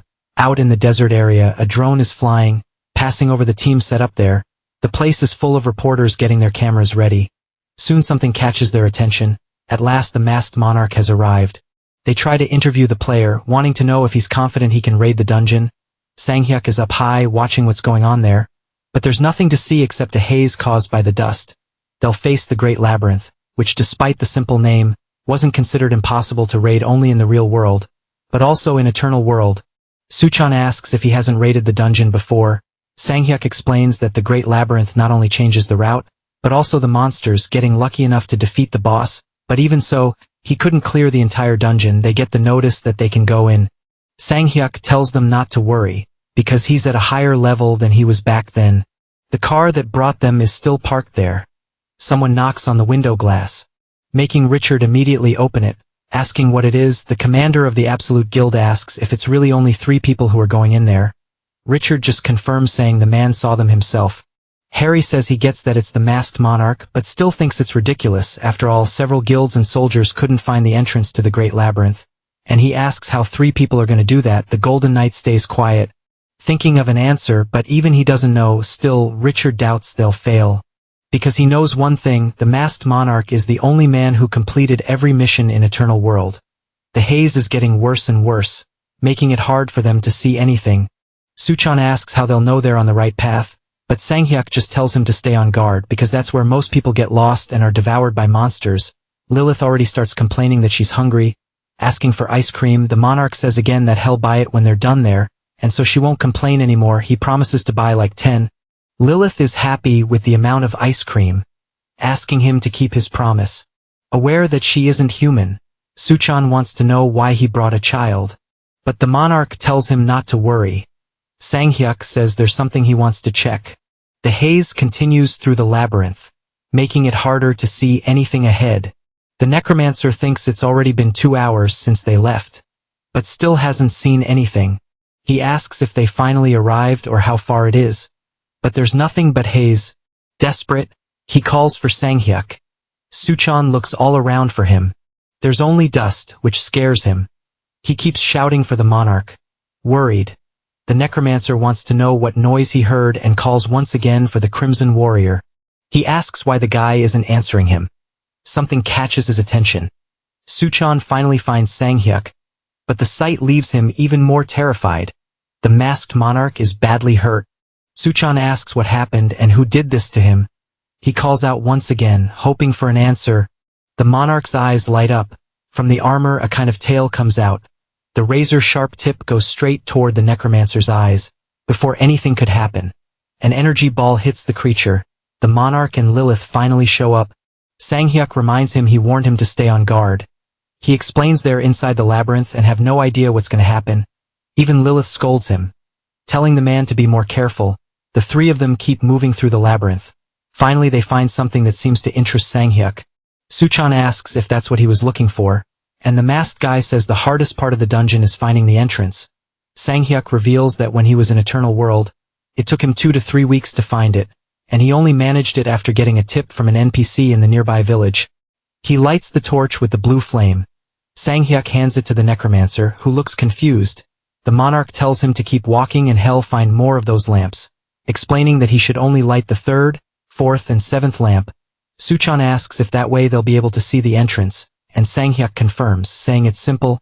The necromancer asks why he's doing it instead of him, and the monarch explains there's something else to do. Sang-hyuk warns that no matter what happens he mustn't get distracted. Just light the lamps. The way he says it makes the necromancer worried. Anyway, Sang-hyuk leaves together with Lilith. He quickly finds the next lamp. Suchan keeps track of the order, passing the 2nd lamp along the way and finally reaching the 3rd. The necromancer remembers Sang-hyuk saying to light this one. Aloud. Sound ends up startling him. He grits his teeth, wanting to know what that was. Suchan is scared, not understanding what that noise is. But he remembers Sang-hyuk's warning not to get distracted and just light the lamps. That makes him focus on the mission again. Suchan yells that he doesn't know what's going on, but he's gonna do what the monarch asked. The necromancer starts running, but more strange sounds can be heard, making him stop to see what it is. Suchan starts running again, going faster than before and reaching the next object. The necromancer thinks there must be a reason Sang-hyuk told him not to get distracted, so he wants to hurry. Finally the hooded one reaches the 7th lamp and rushes to light it. Finally the job is done. That seems to have worked on something. Suchan notices the fog is fading. That finally lets him see the place better. And what he sees leaves Suchan shocked. The necromancer spots a golden pyramid. He wonders if this is the Great Labyrinth. Someone asks why he took so long. Sang-hyuk and Lilith stand over the monsters' bodies, making the hooded guy stammer out his name. He's amazed, wanting to know what all of this is, and Sanghyuk answers by asking what he thought he'd be doing. The monarch says that either way, the man should take advantage of it and get ready because there are still plenty of creatures left. Suchan is pretty shocked by that, and he even asks for some time to prepare. From far away, all you can see are explosions. Something is waiting behind the golden door. Sanghyuk is the first to go in, followed by the others who do the same. Finally they're inside the great labyrinth. After subduing all the monsters outside, the three of them climb but Sanghyuk tells him to be careful, warning there are lots of traps. He reveals he wasn't able to figure them all out, so he warns they pop up out of nowhere and you have to stay alert. Suchan just says he's expecting that. The necromancer thinks they're just video game traps and wonders how hard they can be. Behind him, arrows fly toward him, but the hooded guy dodges before getting hit, so he gets his answer. Sanghyuk once again tells him to be careful, and he says he can handle it. Another trap is triggered, almost crushing the hooded guy's head. Sanghyuk says he just made a really funny noise, and that he's never seen anyone scream like that. Suchan won't stop setting off traps, one worse than the next, but he still manages to get out of them. That only makes his situation more complicated. Suchan is irritated from dealing with so many traps. He takes back everything he said. The necromancer says he's not looking forward to any of this, and asks if he's going to make it out alive. Another door is opened by them. At the moment they need to choose one more. Sanghyuk says the stone chamber maze is the easiest part of the great labyrinth. The monarch says that to launch an attack they just need to follow a few simple rules. They have to choose one of the two doors with 30 tries, and if they can't find the exit they'll have to start over. Suchan understands they need to get out of there within those tries. Then something makes him worried. There are a bunch of scary monsters in there. Sanghyuk says that if they pick the wrong door, they'll have to deal with the problem of fighting the creatures. Suchan says it's nothing his kids can't help with. A magenta streak shoots. Lilith flies straight at the monsters, dodging their attacks easily. The little princess slips past the irritated creatures. Suchan asks what the girl is doing, and the monarch tells him to hold his breath, if he doesn't want to embarrass himself and leave the hooded guy confused. Lilith keeps weaving between the monsters. The girl has fun with how slow they are. Not being able to catch her, she circles around them, leaving a trail of light. The creatures are confused about what's happening. Seeing nothing but a streak of light, one of them gets knocked to the ground. All the others get knocked down right after. Watching, Suchan comments that he suspected those horns on her head must be real. Then he asks the monarch if she's a knight, which the necromancer also wants to know how he managed to bring one. Since that's really hard, Sanghyuk brought Lilith to check two things. First, her abilities being used on the monsters, and the other is to make her grow using the life fluid of the defeated creatures. Lilith defeated all the monsters. She complains that everything was over so fast. The princess asks if Hell give her ice cream now. Sanghyuk just looks thoughtful. At least he knows her abilities work on monsters. But there's something else. Hell have to wait and see if she's gonna grow. Other, even fiercer monsters show up. This time Suchan orders his children to have some fun. The piles of bones fight the orcs. Sanghyuk watches the battle. The invasion of the great labyrinth happened without any problems. Lilith had fun kicking it all off. Suchan took command with his skeleton army. And that's how they defeated all the monsters scattered around the place. The trio continues the mission, going even deeper into the great labyrinth. Suchan asks if this is it, the place where the Reedy Chikiri boss is. Sanghyuk says Hell show up when they break the crystal. The necromancer wants to know if he's stronger than him. And the masked guy says if he's lucky, the man might beat him or might not. Suchan says that didn't tell him anything, even with the monarch saying that's the truth. Sanghyuk says the creature is an attack-type boss, not a monster he fought alone. The necromancer asks if he defeated it alone, and the monarch confirms it. Suchan says he's his friend but makes it clear he's a show-off. Then he asks if they can start. But Sanghyuk surprises him by asking him to stay out of this because he wants to face the boss alone. But the monarch says there's something else he wants the man to do, which makes Suchan curious. People walk around while using their phones. At that moment they get something that makes their eyes go wide. As always, the news spreads everywhere, leaving whoever reads it pretty impressed. At school one of the students yells, saying it's something they won't believe. He tells them to check Xtube right away. Everyone grabs their phones. The video that shook the world is the fight between the masked monarch and the Reedy Chikiri. They really can't believe what's happening. Sanghyuk walks toward the crystal. The item is floating between the tips of small pyramids. Finally he's close to the object. Without waiting any longer, he aims at it, and when it breaks it releases smoke the same color. The monarch waits for the result of what he did. A terrifying voice asks, "Who dares disturb my sleep?" The creature reveals itself, threatening that Hell pay for what he did with his own life. While pulling something from his dimensional pocket, Sang-hyuk talks about how the creature is still using the same old line. The seal is a transformation spell used to teleport to a chosen location. With shining eyes, the monarch explains that's because he was trapped there. So he's kindly gonna take the boss out to get some air. All of them are wrapped in an aura. And just like that, they're teleported to another place, leaving the dungeon completely empty. The video goes all over the internet, a live stream of the masked monarch versus the reedied Shikiri, and obviously nobody is gonna miss this showdown. Out in the field, the two stare each other down.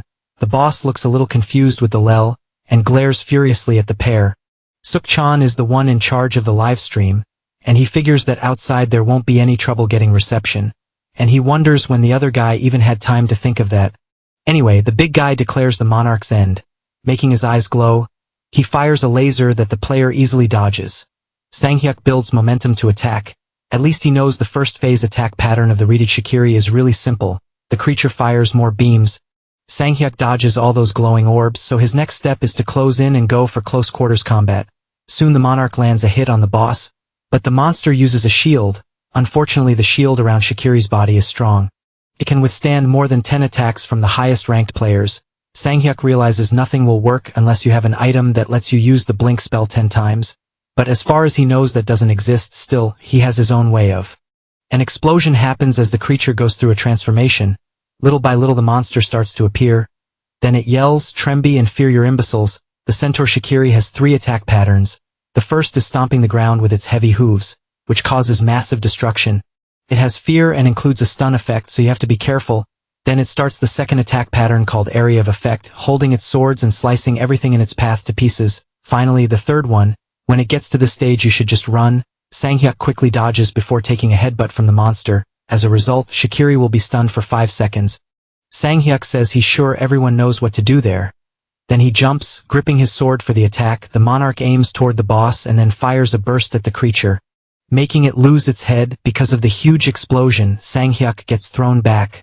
Stopping a few meters away, the smoke slowly starts to clear. There's no sign of the monster anymore. Only the sword left behind by Shikiri. Sang-hyuk is satisfied with that, at least the attack is. Everyone watching the stream is completely shocked. They can't believe what actually happened.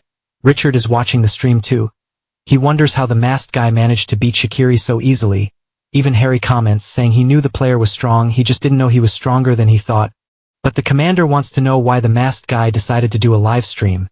Richard says the Great Labyrinth resets as a new dungeon, even after it's cleared, so Shikiri isn't gone forever and can be fought again. Harry wants more details, but then the Golden Knight's phone starts ringing. As soon as he answers, the person on the other end says the fishman has appeared, leaving Richard shaken as they say they believe the underwater kingdom of Ennis has started to materialize. Harry wants to understand what's going on. Richard starts talking about the underwater kingdom of Ennis, just like the underground kingdom of Lahaki, and to make it worse, the sky island of Brahayam. Then he asks Harry what he thinks will happen if all those dungeons materialize. But the commander says that's impossible. Harry just stays quiet about it. The knight says he's only sure of one thing: the monarch won't be able to clear everything alone. Then he comes to a conclusion about the broadcast, that the masked guy is trying to tell the players that everyone needs to get stronger together. On the phone screen is the ugliest monster ever seen. This was sent to Sang-hyuk's phone. Sang-min shows up and asks what that is. A monster he's never seen before. Sang-hyuk says creatures started showing up in Eternal World after he died. He explains there was a psychopath who crossed humans with monsters to create new hybrids. The kid gets curious about the mixed breeds. Sang-min can't even say what he thinks, but his brother confirms he's right. Sang-hyuk had forgotten that the one responsible for it came back to the real world, and his name is Edgar Gonzalez. The village near the mountain seems like a peaceful place, but it's completely filled with monsters. Sang-hyuk is in the area too, watching what they're doing. In a meeting, the decision is to stop the Mexican immediately. After all, he attacks several villages in a single month, and even though he's an NPC, he could end up sabotaging the mission. Michael keeps shouting that the guy is even using players as his test subjects, which is a serious problem. He says they need to hurry and even put up a bounty if they have to catch Gonzalez. The monarch remembers the past, when the location of the crossing was found. Sang-hyuk asks where it is, but the woman says that kind of info is expensive. With a smile, Jay says he can give him a discount this time. Sang-hyuk just pays with an attack, knocking the person to the ground, revealing he isn't Jay. The man says he thought Head found the perfect hiding place, but realized nobody can hide from the monarch, which is a shame. Then he smiles and says he wants to use him as an experiment in his test. Grabbing his sword, Sang-hyuk declares he needs to be deleted from the world. The monarch looks thoughtful about that. The woman announces his arrival by saying he got there early. Jae asks how the photo turned out and if he looked good. But Sang-hyuk gets straight to it, asking if she knows where the man is, and she says they're still investigating. The blonde says that since the first hybrid was found in Japan, her guess is he's there. The monarch looks thoughtful about that. He asks if he can talk to Hasegawa Ryota in Tokyo. The master is told there's a call from the Dark Chamber of Commerce. A member of the Ghost Sword Forest Guild looks at the phone screen. Then he answers the call. Sang-hyuk gets straight to it, asking if he knows Edgar Gonzalez. Recognizing the voice, Ryota asks if it's the monarch. But the masked man doesn't want to chat and asks if he knew the guy is in Japan. Sang-hyuk says he doesn't have much time and asks again if he knew that. With not much choice, Ryota just denies knowing. Then before hanging up, the monarch just says he's going to pay the man a visit. Ryota is left speechless. Meanwhile, Jae asks if the masked man is really going to Japan, and he confirms it. Sang-hyuk says either way he's got a few things to take care of. Like he said, his trip is to Tokyo, Japan. The monarch visits an establishment. Sang-hyuk tells Kurihara Iane it's been a while since they last saw each other. There were lots of tattoo artists in Eternal World. These people can put special powers into their tattoos. Usually they use magic ink to draw them, but Iane uses monster fluid, so her tattoos have unique abilities. The woman asks what the famous masked monarch wants with her, but he just says she already knows why. Sang-hyuk asks why she doesn't want to join his guild. Iane says she's honored by the offer coming from the master himself, and the monarch tells her to say what she wants because he'll get it. She says that's really tempting, but the thing is, she needs several ingredients, but the problem is, she's Japanese. Because of that, she says the public won't be happy seeing her in the guild. Sang-hyuk asks if she's rejecting him, but she says she doesn't know. She says he's asking her to betray her own country, and asks if he shouldn't make a more attractive offer. So Sang-hyuk comes up with an even better idea, which Iane waits for eagerly. The monarch then offers the fluid of the Demon King Ball, and that's all she asks for. People walk through the city without worrying about what's happening around them. But a strange scream makes them stop. Suddenly mixed blood monsters appear, causing chaos as everyone starts running. Ryota is the only one who stays still. He studies the situation ahead. Soon the An also avoids getting grabbed. The monster keeps using its forearms to attack him. Ryota manages to leap back several times, getting away from it. Then he catches the creature off guard, landing quick slashes with his sword. As a result, the monster is cut into several pieces. Ryota easily defeats the mixed blood. From one of the buildings, Gonzalez watches the chaos caused by his monsters. He smiles, satisfied, seeing the Phantom Swordsman ready to have some fun. It's a nice day in Japan. Outside, the house is protected by security guards, all of them on high alert. The door is opened immediately. Ryota is having a moment of meditation. He opens his eyes, greeting his guest. Sang-hyuk is there, just like he said on the call. The masked man stares at him and says it's the first time the two of them have met face to face. Tea is being served. Ryota blows on the steam from the hot drink. Then he looks ahead, noticing the monarch is still staring at him. Ryota asks if he doesn't like tea, which is a shame since he went through the trouble of making a really good batch. Sang-hyuk gets straight to it and asks if he investigated the interbreeder. Ryota goes quiet for a moment, then he answers that they're still looking. The monarch says Gonzalez is somewhere around his country, and yet the man is telling him he still hasn't found him. He says he's disappointed in the forest of the Sword Ghost Guild. Ryota apologizes and says he doesn't have the full backing of the Dark Chamber of Commerce like he does. So Sang-hyuk has no choice but to help him. He explains that the monsters inside dungeons have unique mana from the Yin dimension. But the problem is that this dimension can get too full and explode. He says they call that overflow. Ryota realizes that's not a good thing. Then he asks why the masked guy is telling him this, and Sang-hyuk says he noticed an impossible to raid dungeon appeared near the Emperor's palace. Impressed, the man asks if he means hardest playground. Sang-hyuk just gives him 3 days for him to bring the interbreeder, and if he fails, the masked guy says hell, leave it to his imagination what will happen. That makes Ryota pretty nervous. A party is happening in the city. It's an award ceremony. The old man is really enjoying the moment. Then someone calls for the congressman. He congratulates him on the Outstanding Legislator Award. The old man thanks him and says that since it was an award given to him by the people, he'll work even harder to serve the country.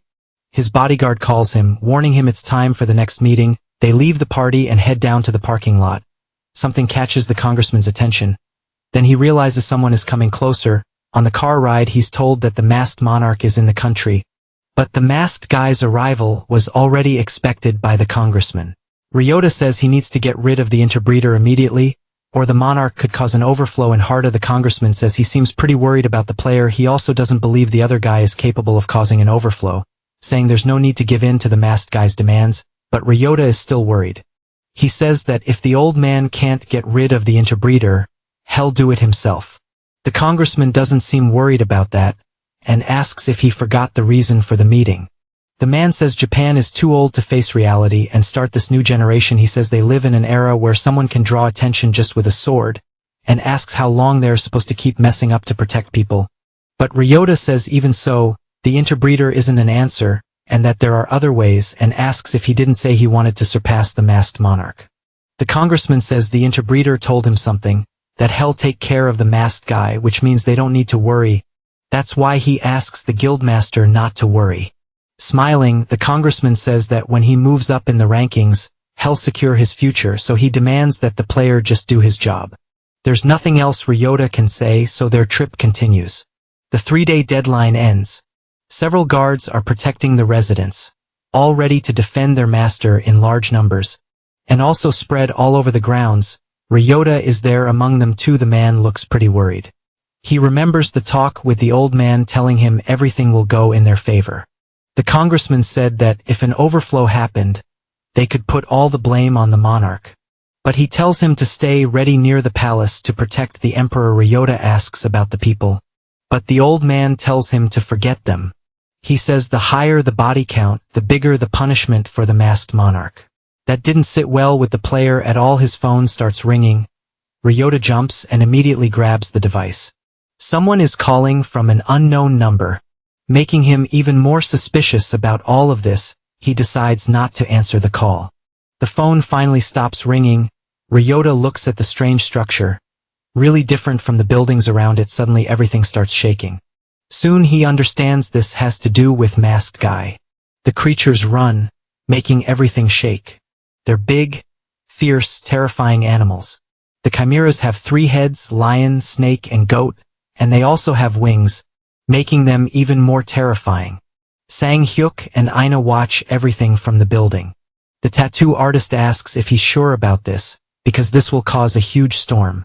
Masked Monarch says he warned them, and they ended up ignoring it, declaring that everyone has to pay the price. An explanation of what overflow is pretty simple. It's a phenomenon that happens when the monster's mana gets supersaturated, which is why they clear dungeons multiple times. Knowing how it works, a player can cause an overflow artificially, for example, drawing a mana boost tattoo on the knight, which, like the one Aina did, immediately causing an effect on Lilith, which ended up triggering an explosion in the dungeon.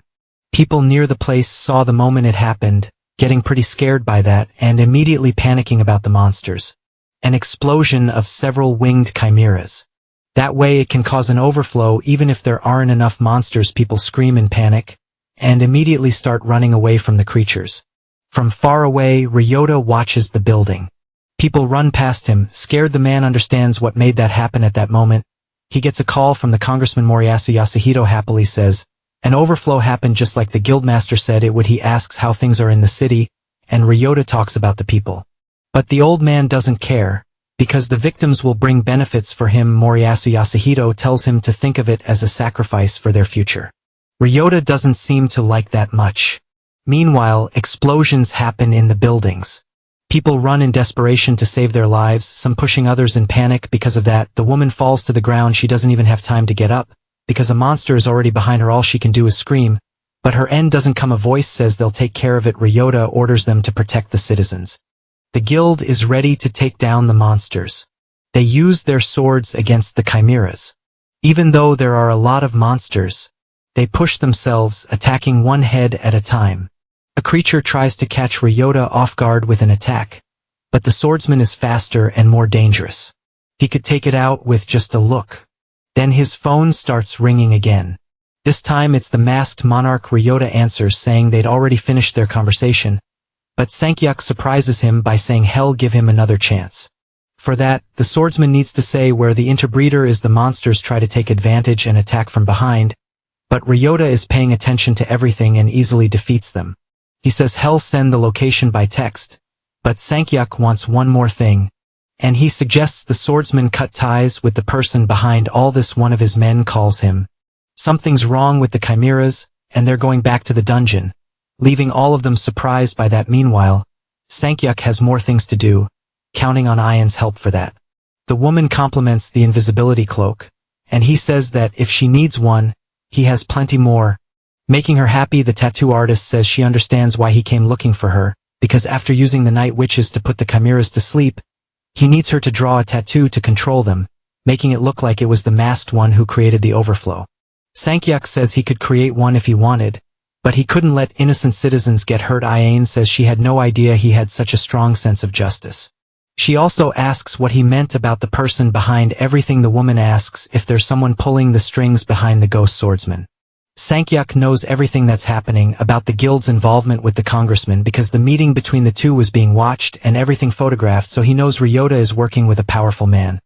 Jay asks what Sankyuk wants to do, and warns that if he isn't careful, this could turn into an international problem. Sankyuk thinks about what to do, so the solution is simple. He says hell, let Japan deal with its own problem.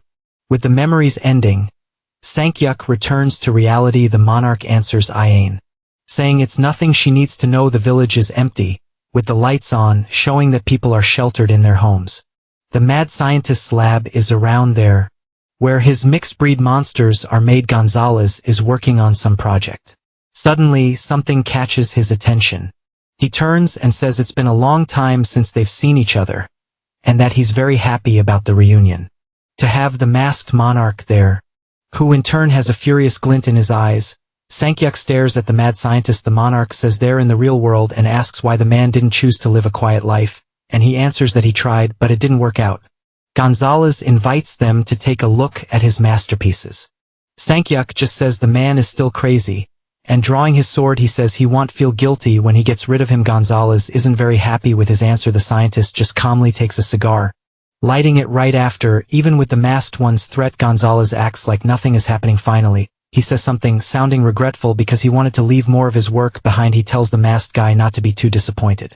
With a gun pointed, Gonzalez tells him not to worry because another version of him will take his place.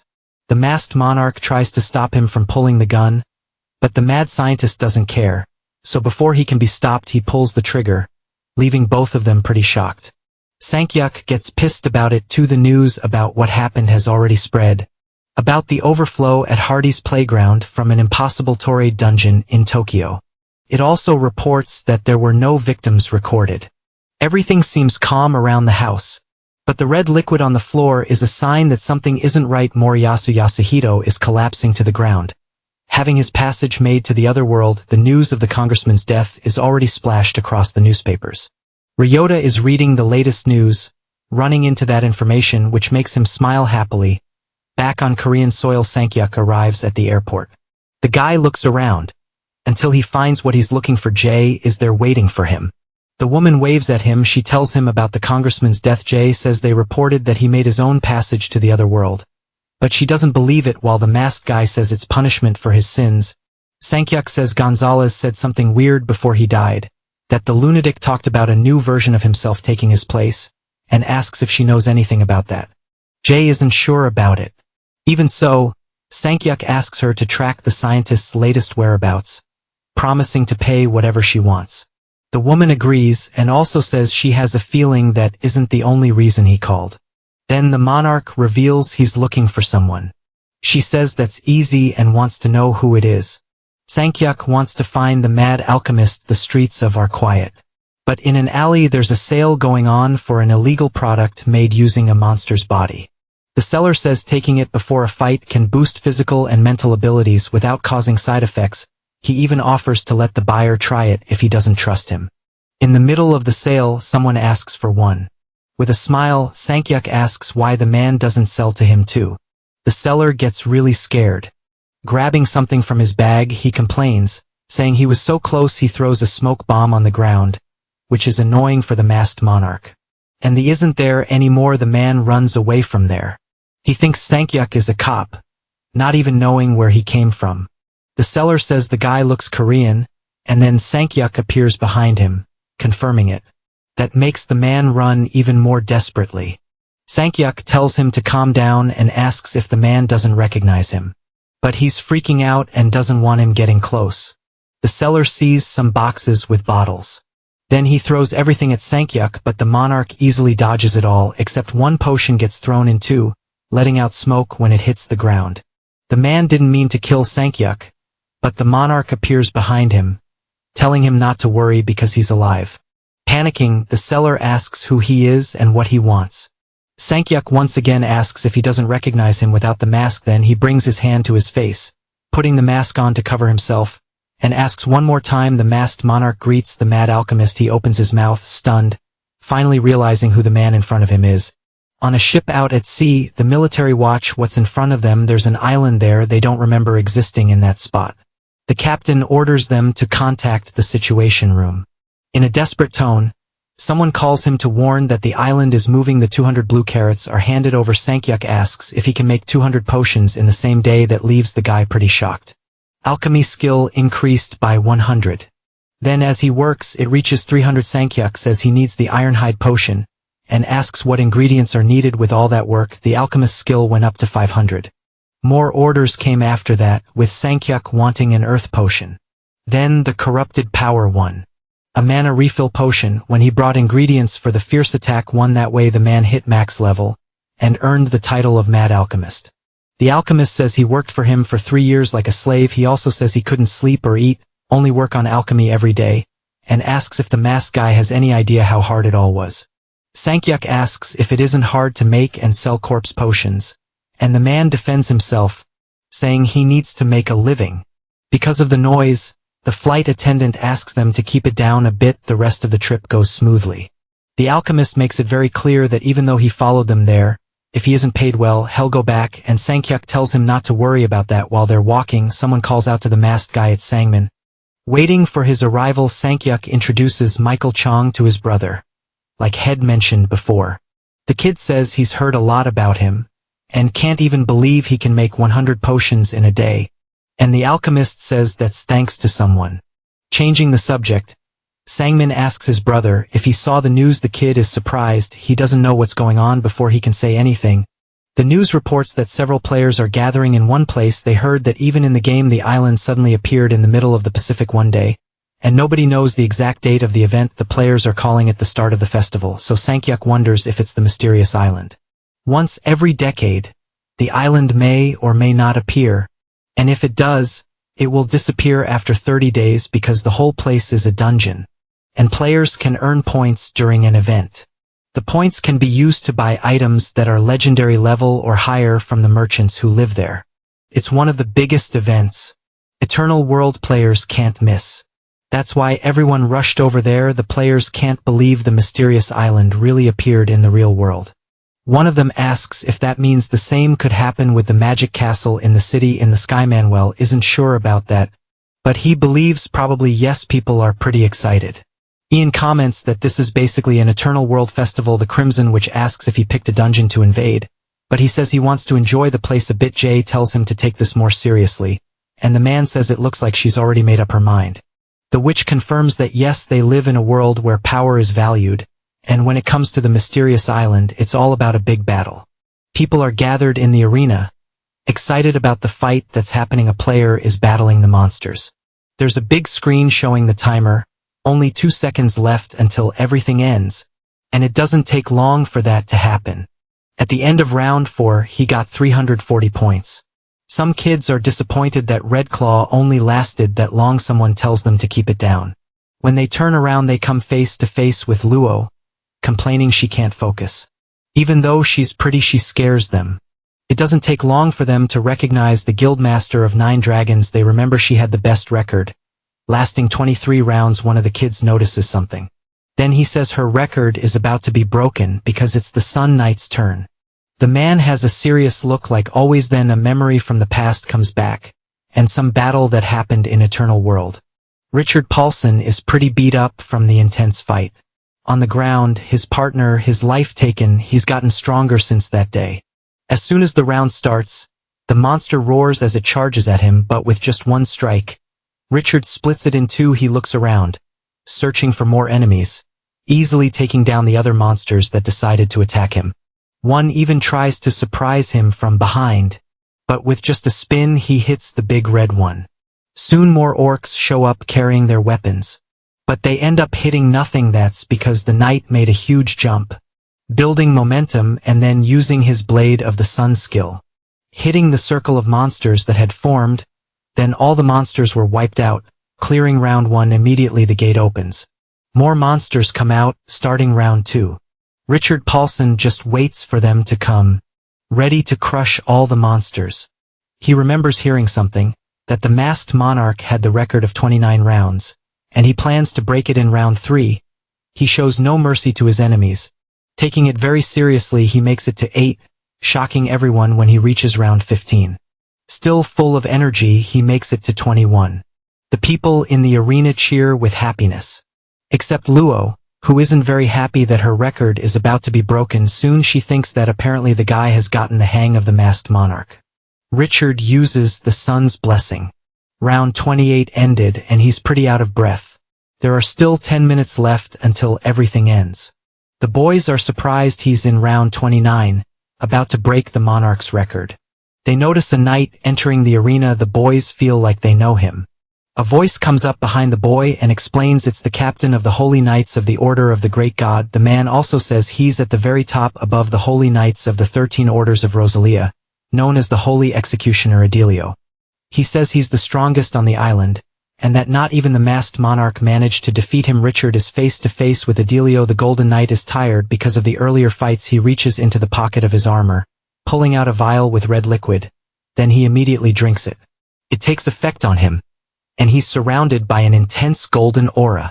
Richard is back in fighting shape, and before he can do anything, the saint charges at him, making the knight use his sword to defend himself. Adelio is way too strong for him. From the impact, Richard gets thrown back. He uses his strength to stop himself. Adelio manages to surprise him. Appearing behind him, the executioner's sword is just a few centimeters from his neck, leaving the crowd in total shock. The Holy Executioner checks what happened, but ends up surprised in the end. Richard barely managed to defend with his sword. He holds firm on defense, managing to break through and dodge. Adelio uses his shield to defend against the power. Everyone is focused on the fight. The blonde guy stays there watching everything. Michael looks worried, seeing this Holy Executioner is really strong, and Richard is struggling to avoid getting hit. He looks for another item in his pocket.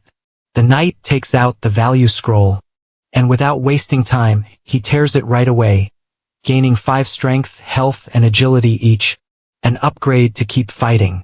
For him, the problem is the shield that blocks his attacks.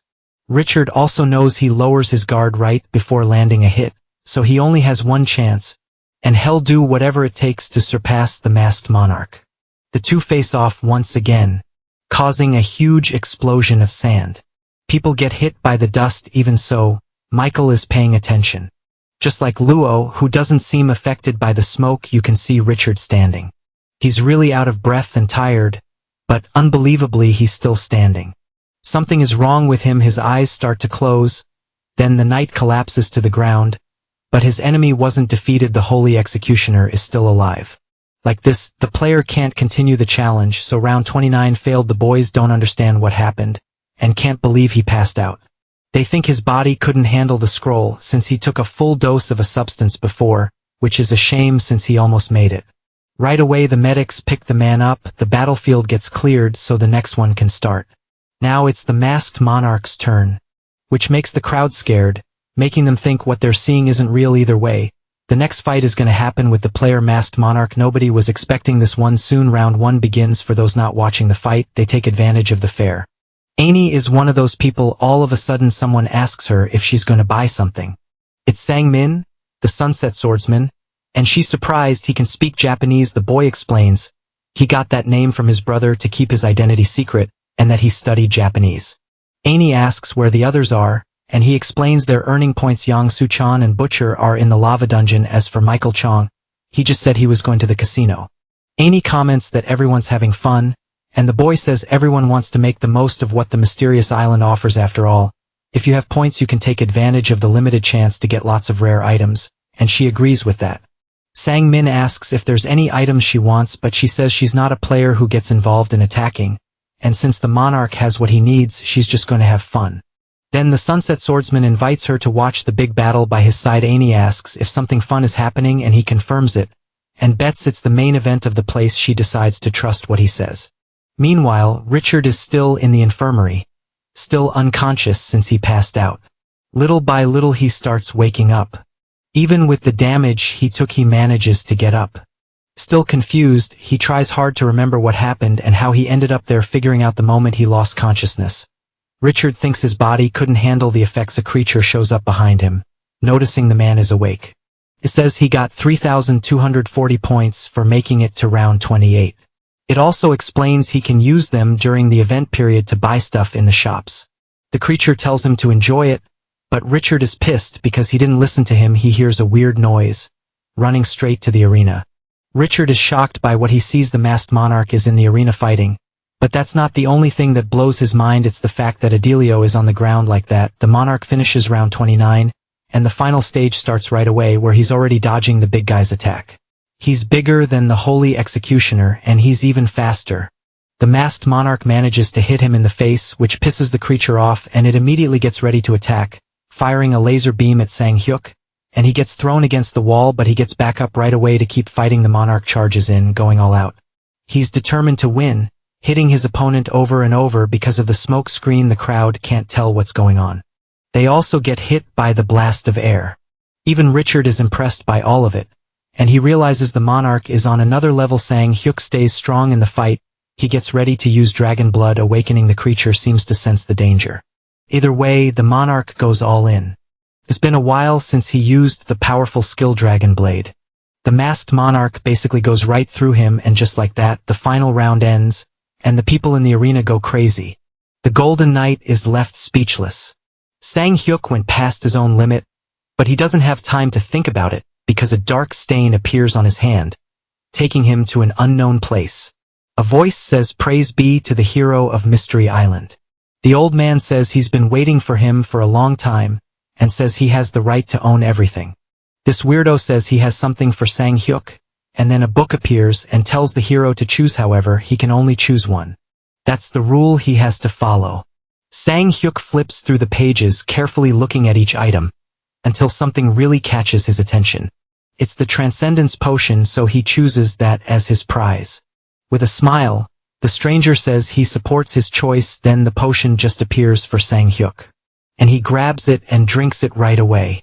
The effect kicks in right away in his body, and a light appears on his chest. Sang Hyuk goes through some kind of dimensional trip, and sure enough, he's back on the battlefield. People are also shouting about his victory. Then Sang Hyuk realizes something is different. He immediately turns to see what it is, his eyes going wide at what he finds because his level jumped to 301. He gives a happy smile at that because he finally went past the max level somewhere in a city in Russia. The painter works on another piece, carefully using red paint to make the flowers. He stays focused while he paints until his artwork is finished. A bolt of lightning appears in the middle of the painting. Then the canvas explodes, breaking into a bunch of pieces. The painter manages to recover one part. He wonders if that's as far as he can go. Suddenly his phone starts ringing. He immediately picks it up to check.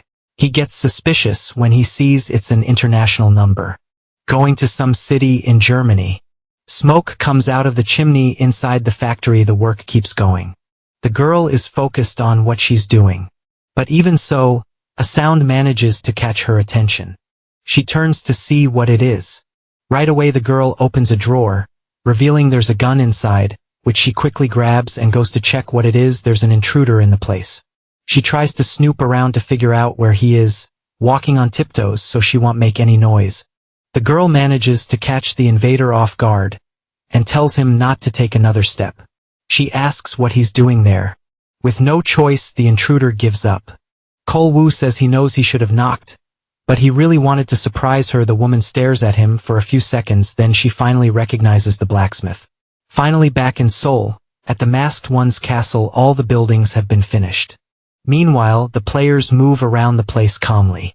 There's one very specific spot there, where a conversation is happening, with a player saying the Demon King is going to show up. Michael says he didn't expect that, because he thought the monarch had cleared the round. The girl just says they shouldn't have invited a crazy bastard, which makes the alchemist mad. She still threatens to take his life if he keeps talking. Dina Kruger makes it clear she made the gun so she knows how to use it. Scared, Michael asks how she got a gun in there, and she says there are plenty of ways to do that. Finally someone interrupts them, saying they get how happy they are to see each other, but they should save the greetings for later.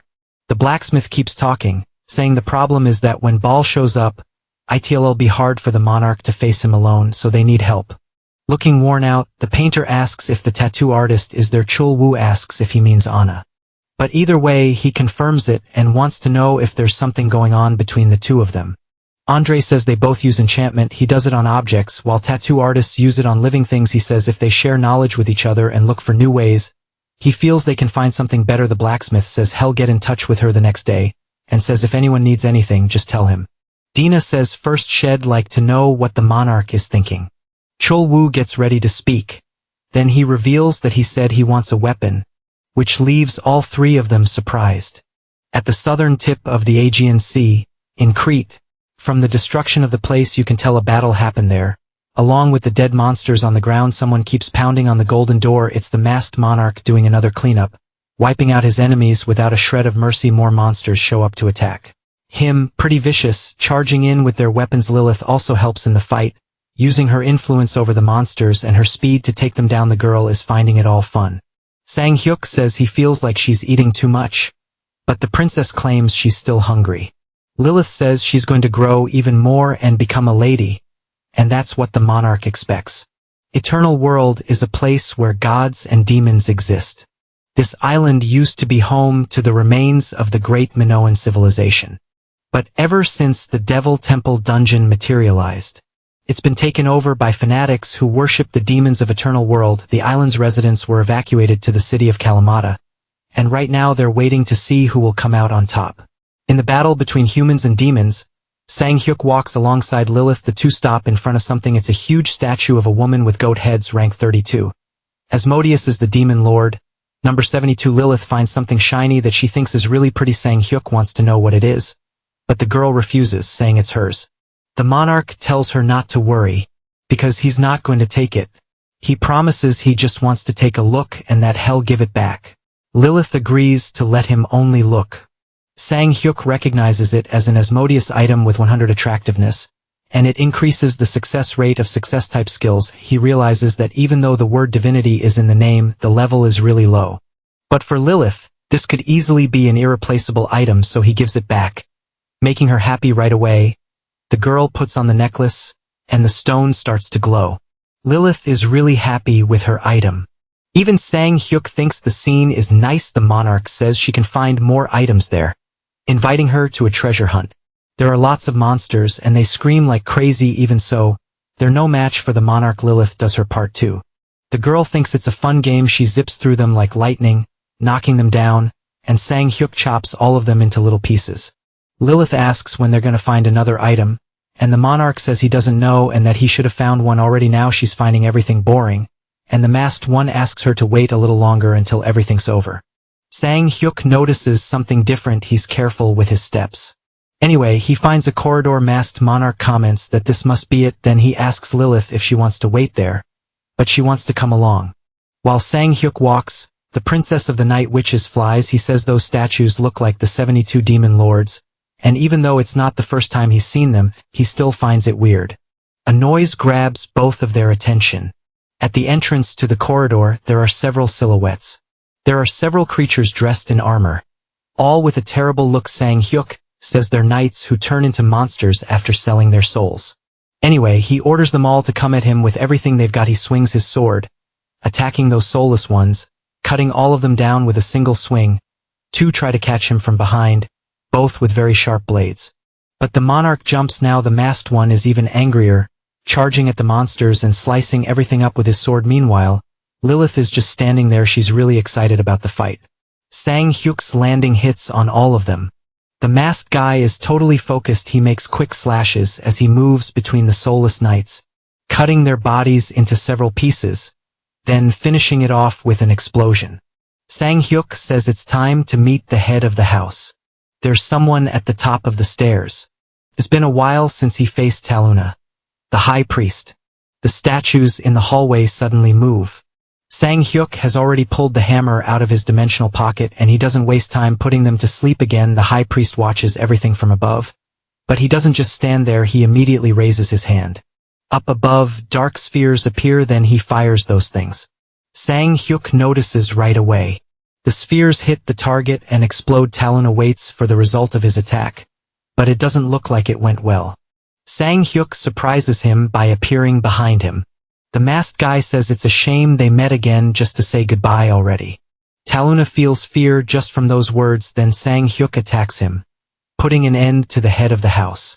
Part of the priest rolls down the stairs, reaching the bottom like an explosion. Sang-hyuk calmly walks down the stairs. The item is Taluna's divinity, which greatly increases the success rate of shortcut-type skills to him. It's an amazing item, fitting for a high priest.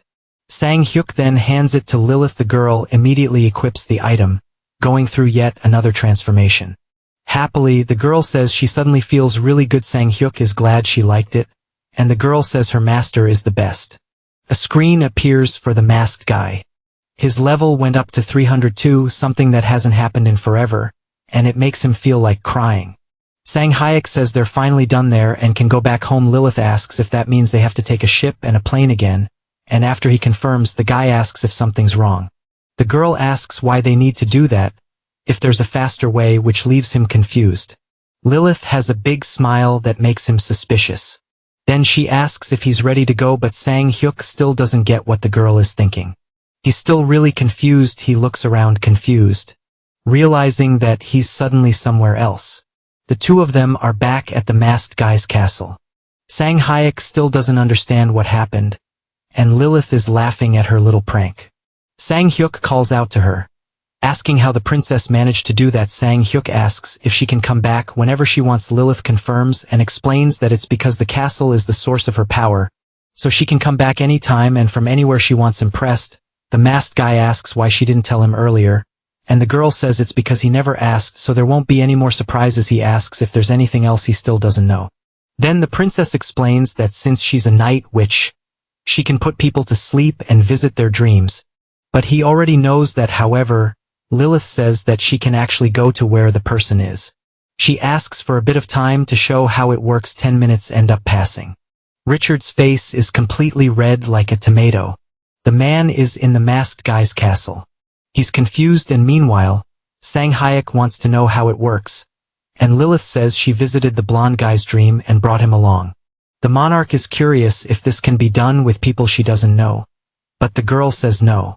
Still, he wants to know why she brought the knight, and Lilith says it's because it's easier to make him understand. Richard finally cuts into their conversation. The man asks the princess if she kidnapped him. He's waiting for an explanation, but Sang-hyuk wants to know if Lilith can take him into other people's dreams, but it's something she's never done, and she asks if the masked guy wants to try. The person he chooses is Chul-woo. All this talk is really getting on the knight's nerves, so Richard yells, asking what the two of them are doing. He also wants to know why he was taken from his home. Sang-hyuk surprises him by suggesting giving back the weapons of all the members of the Absolute Guild. For that he needs to promise to keep what he saw a secret, and the items will be returned, and Richard asks if he's serious. Sang-hyuk just confirms that he is, but there are still terms. He asks if the knight knows what will happen if he breaks the promise. Able Hangzhou Tower in China. Its entire structure is creaking.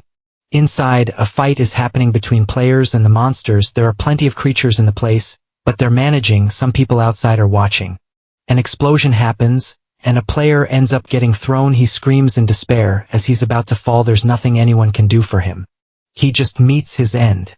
The image is right in front of the soldiers, and the captain just thinks those men are weak fools, so he tells the next group to go in. He says he doesn't have time, so they need to finish off the monsters fast. On the news, they report that China has conquered Able Tower, the one that's impossible to invade, and that just this month they cleared 8 dungeons of the same level. The team seems really powerful, and the Chinese government gives players full support, making it the #1 country at clearing invadable dungeons. They report that China plans to do the same with the other remaining dungeons by the end of the year, at China's Superhuman Player Management Department. Director Zhang Lifeng holds a vial in his hand. He asks if this is the potion that can save even a dying man. The man confirms, saying they tested it on a patient with late-stage cancer and found he fully recovered. Zhang thinks it's incredible even though it looks like a soda.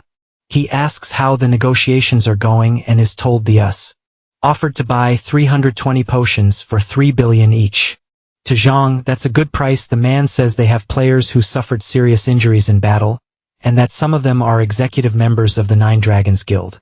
Zhang orders him to give them the potion, but he has one condition, only if they pay him 35 billion.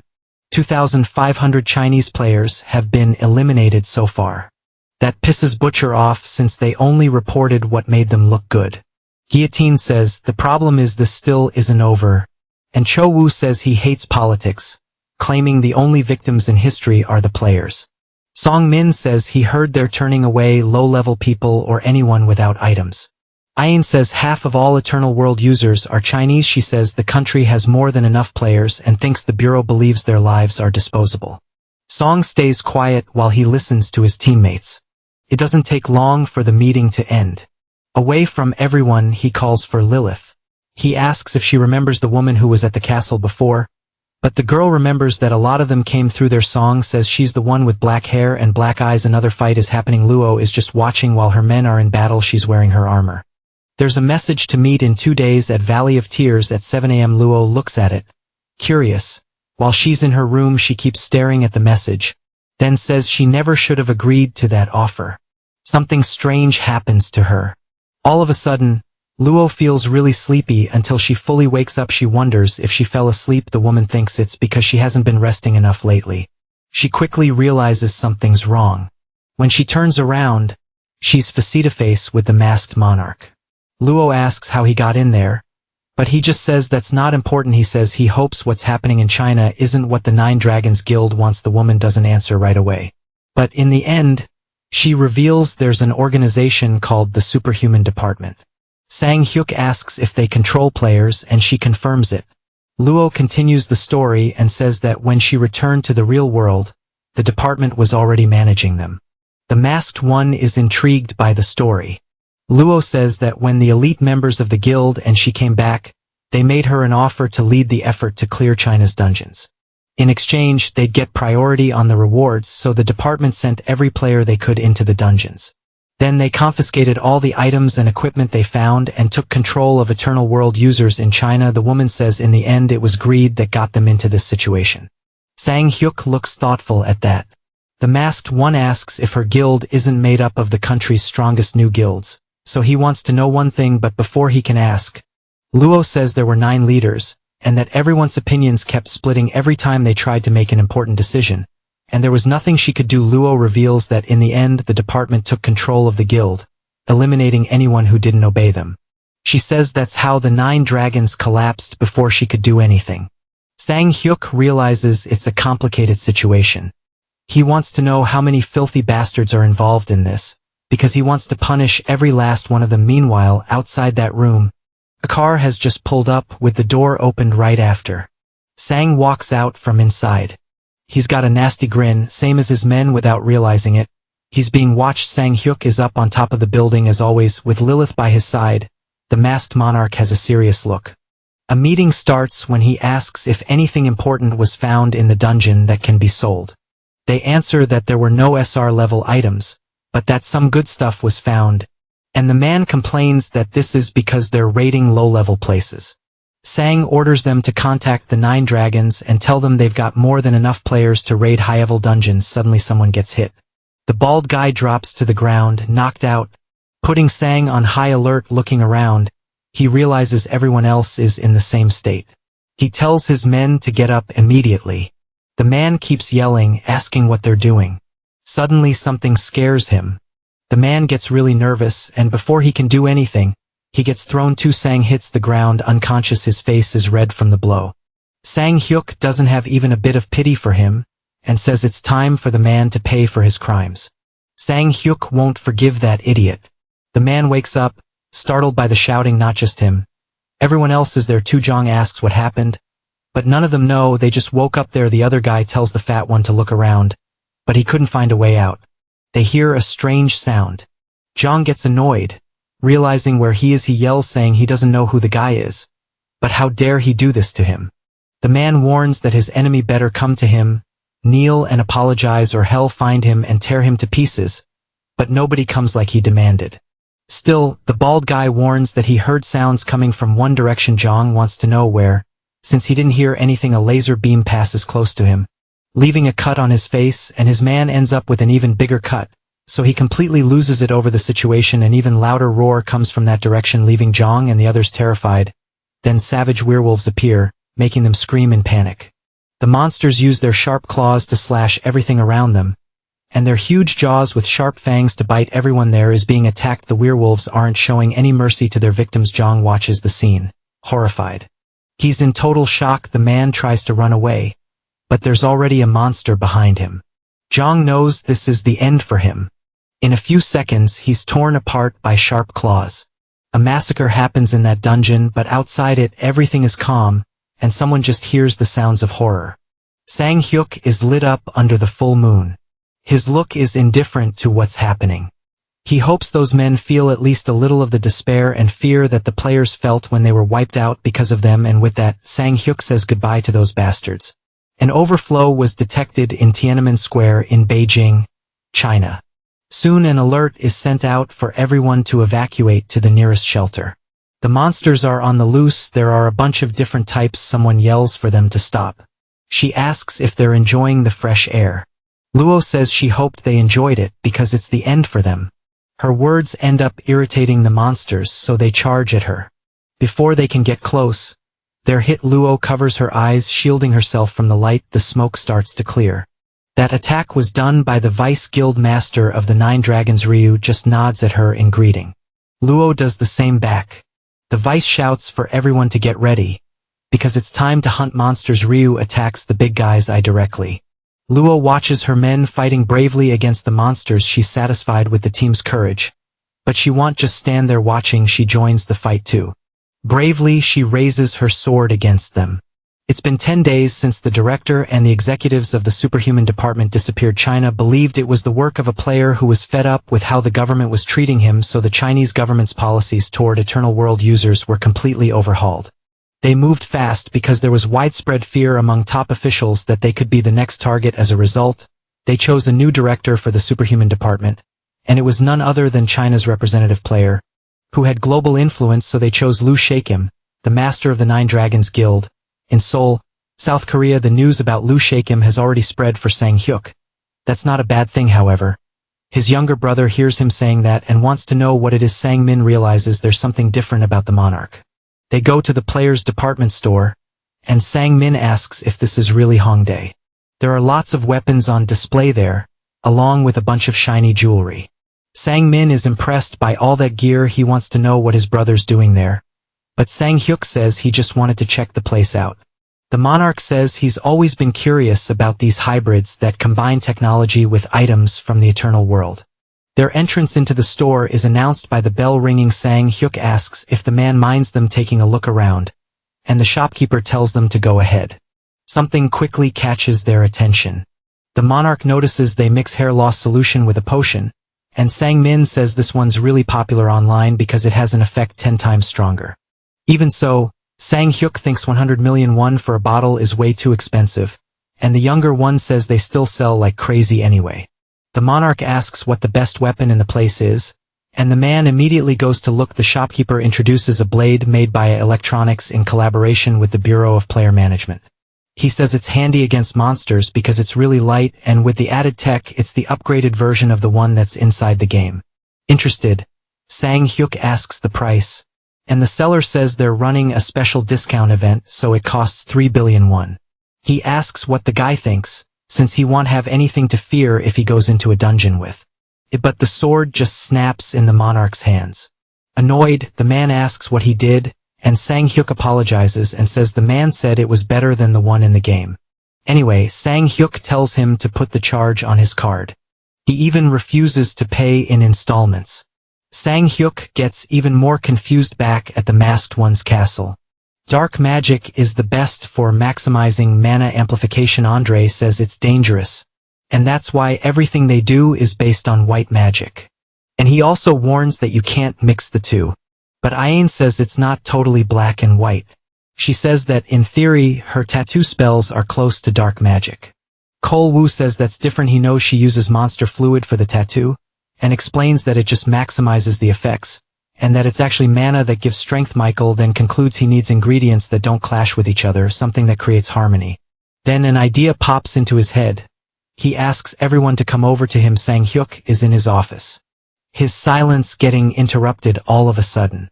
The door behind him was opened unexpectedly. The monarch says they should have knocked first.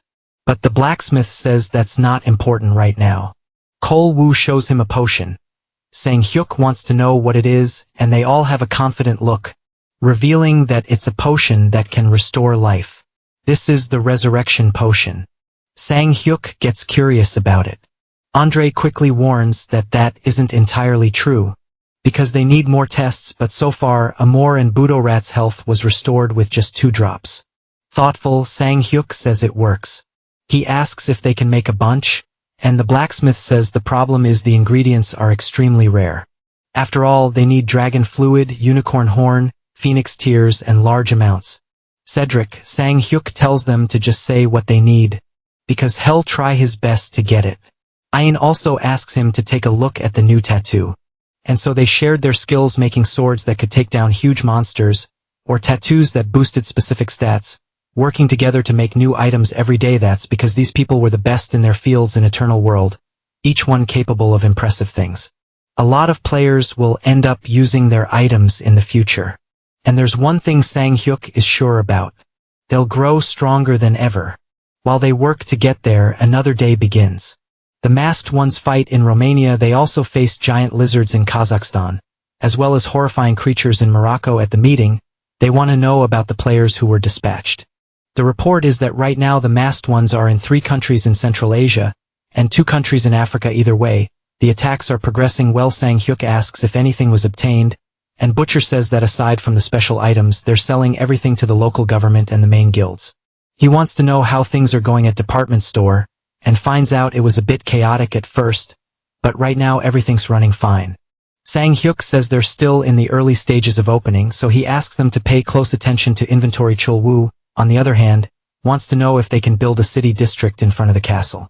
He's honest, saying the place is inconvenient in a lot of ways, and Guillotine adds that they can only use electronics outside the castle. Monarch thinks the same, and says it's a good idea.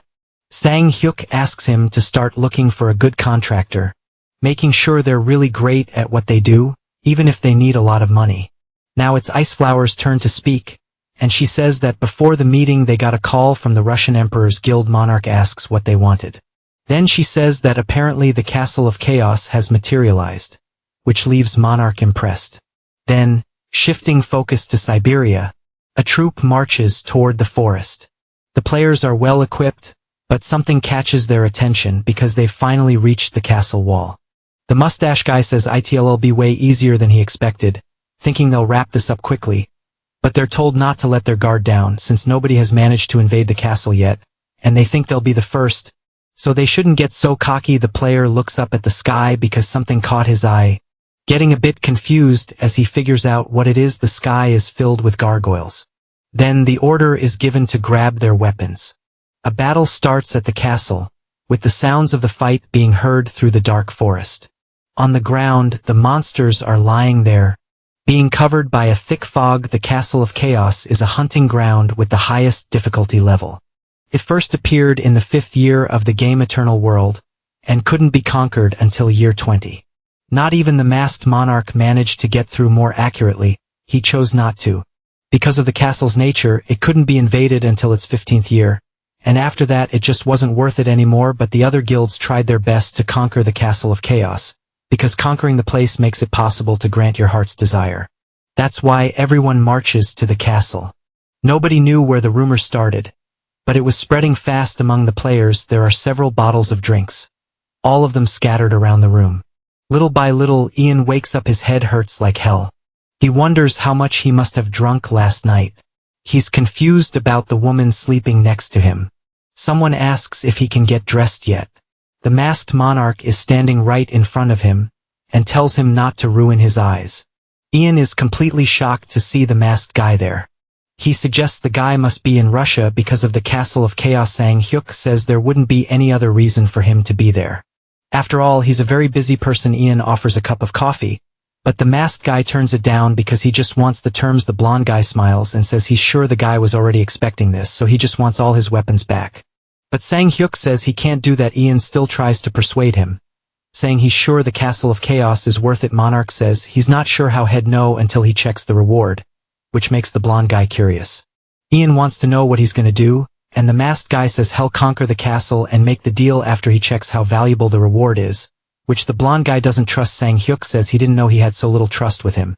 But anyway, he'll make a promise. The masked guy says that if he clears the Castle of Chaos, he'll share how he did it only with the Emperor's Guild. Ian drinks his coffee while thinking about the offer. He's at Beloyarsk Airport. His plane has just landed, and he gets out as soon as the door opens. Sang-hyuk is wearing a coat, looking a bit more casual. Monarch is greeted by someone who thanks him for coming. The guild's vice master says they'll be his guide. He asks the masked guy to follow him. Sang-hyuk asks if his name is Anton, which surprises the guy that he knows. Sang-hyuk summons the dimensional pocket and sticks his hand into the glowing hole, pulling out an item. For some reason, he apologizes for the delay, leaving Anton even more confused. But then he notices the item in the masked guy's hand. It happened in Eternal World at the Demon King's castle. Anton was still standing, though badly hurt. His fight was against Murmur, the demon lord ranked 51. Behind him there's a woman lying fallen, panting. He calls out for Alina. Either way, the monster lets out a loud roar. Anton is worried about his partner's situation. An attack happens, causing an explosion. Little by little, the smoke starts to clear. Nothing happened to the couple. Anton is pretty tired and hurt. Murmur, on the other hand, is down on the ground, and standing in front of him is the masked monarch. Sang-hyuk finally looks at him. The masked one asks if they're okay. But first he offers a potion. Anton looks at his partner. Alina doesn't wake up because she's no longer alive. Anton answers that he's fine. He says that even if he manages to get out of there, he'll just be delaying the end, but he wants a favor. Anton pulls something out of his pocket. It's a small golden box. He says he prepared it to propose to the woman he loves. Anton asks if the masked one can burn the item along with Alina. The masked monarch looks way too young, so Anton begs him to do it. Those are his last words. Sang-hyuk realizes something happened. The box fell, and with the impact, it opened, revealing what was inside. Back in the present, the vice master holds the ring. The man is speechless for a moment. All he can say is the monarch held onto it all this time. Sang-hyuk says he should apologize for that. He says he tried to burn the ring with his beloved, but couldn't because monsters showed up at that moment. Even though he had no choice, he apologizes. Anton says it's okay, and that he brought it back, so he's the one thanking him for it. Sang-hyuk seems satisfied with that. He asks if they're living a better life, and Anton reveals that besides getting married, they're expecting a child. The monarch is surprised and says he should give a late wedding gift, but the vice master says it's fine. Even so, Sang-hyuk hands something over for their child. The old man, though, doesn't seem to be in a good mood. Meanwhile, Ian is enjoying his day alongside beautiful girls. He's on a call with someone. The man gives a small smile. Another night in the forest, which is still packed with fog. They walk toward the castle.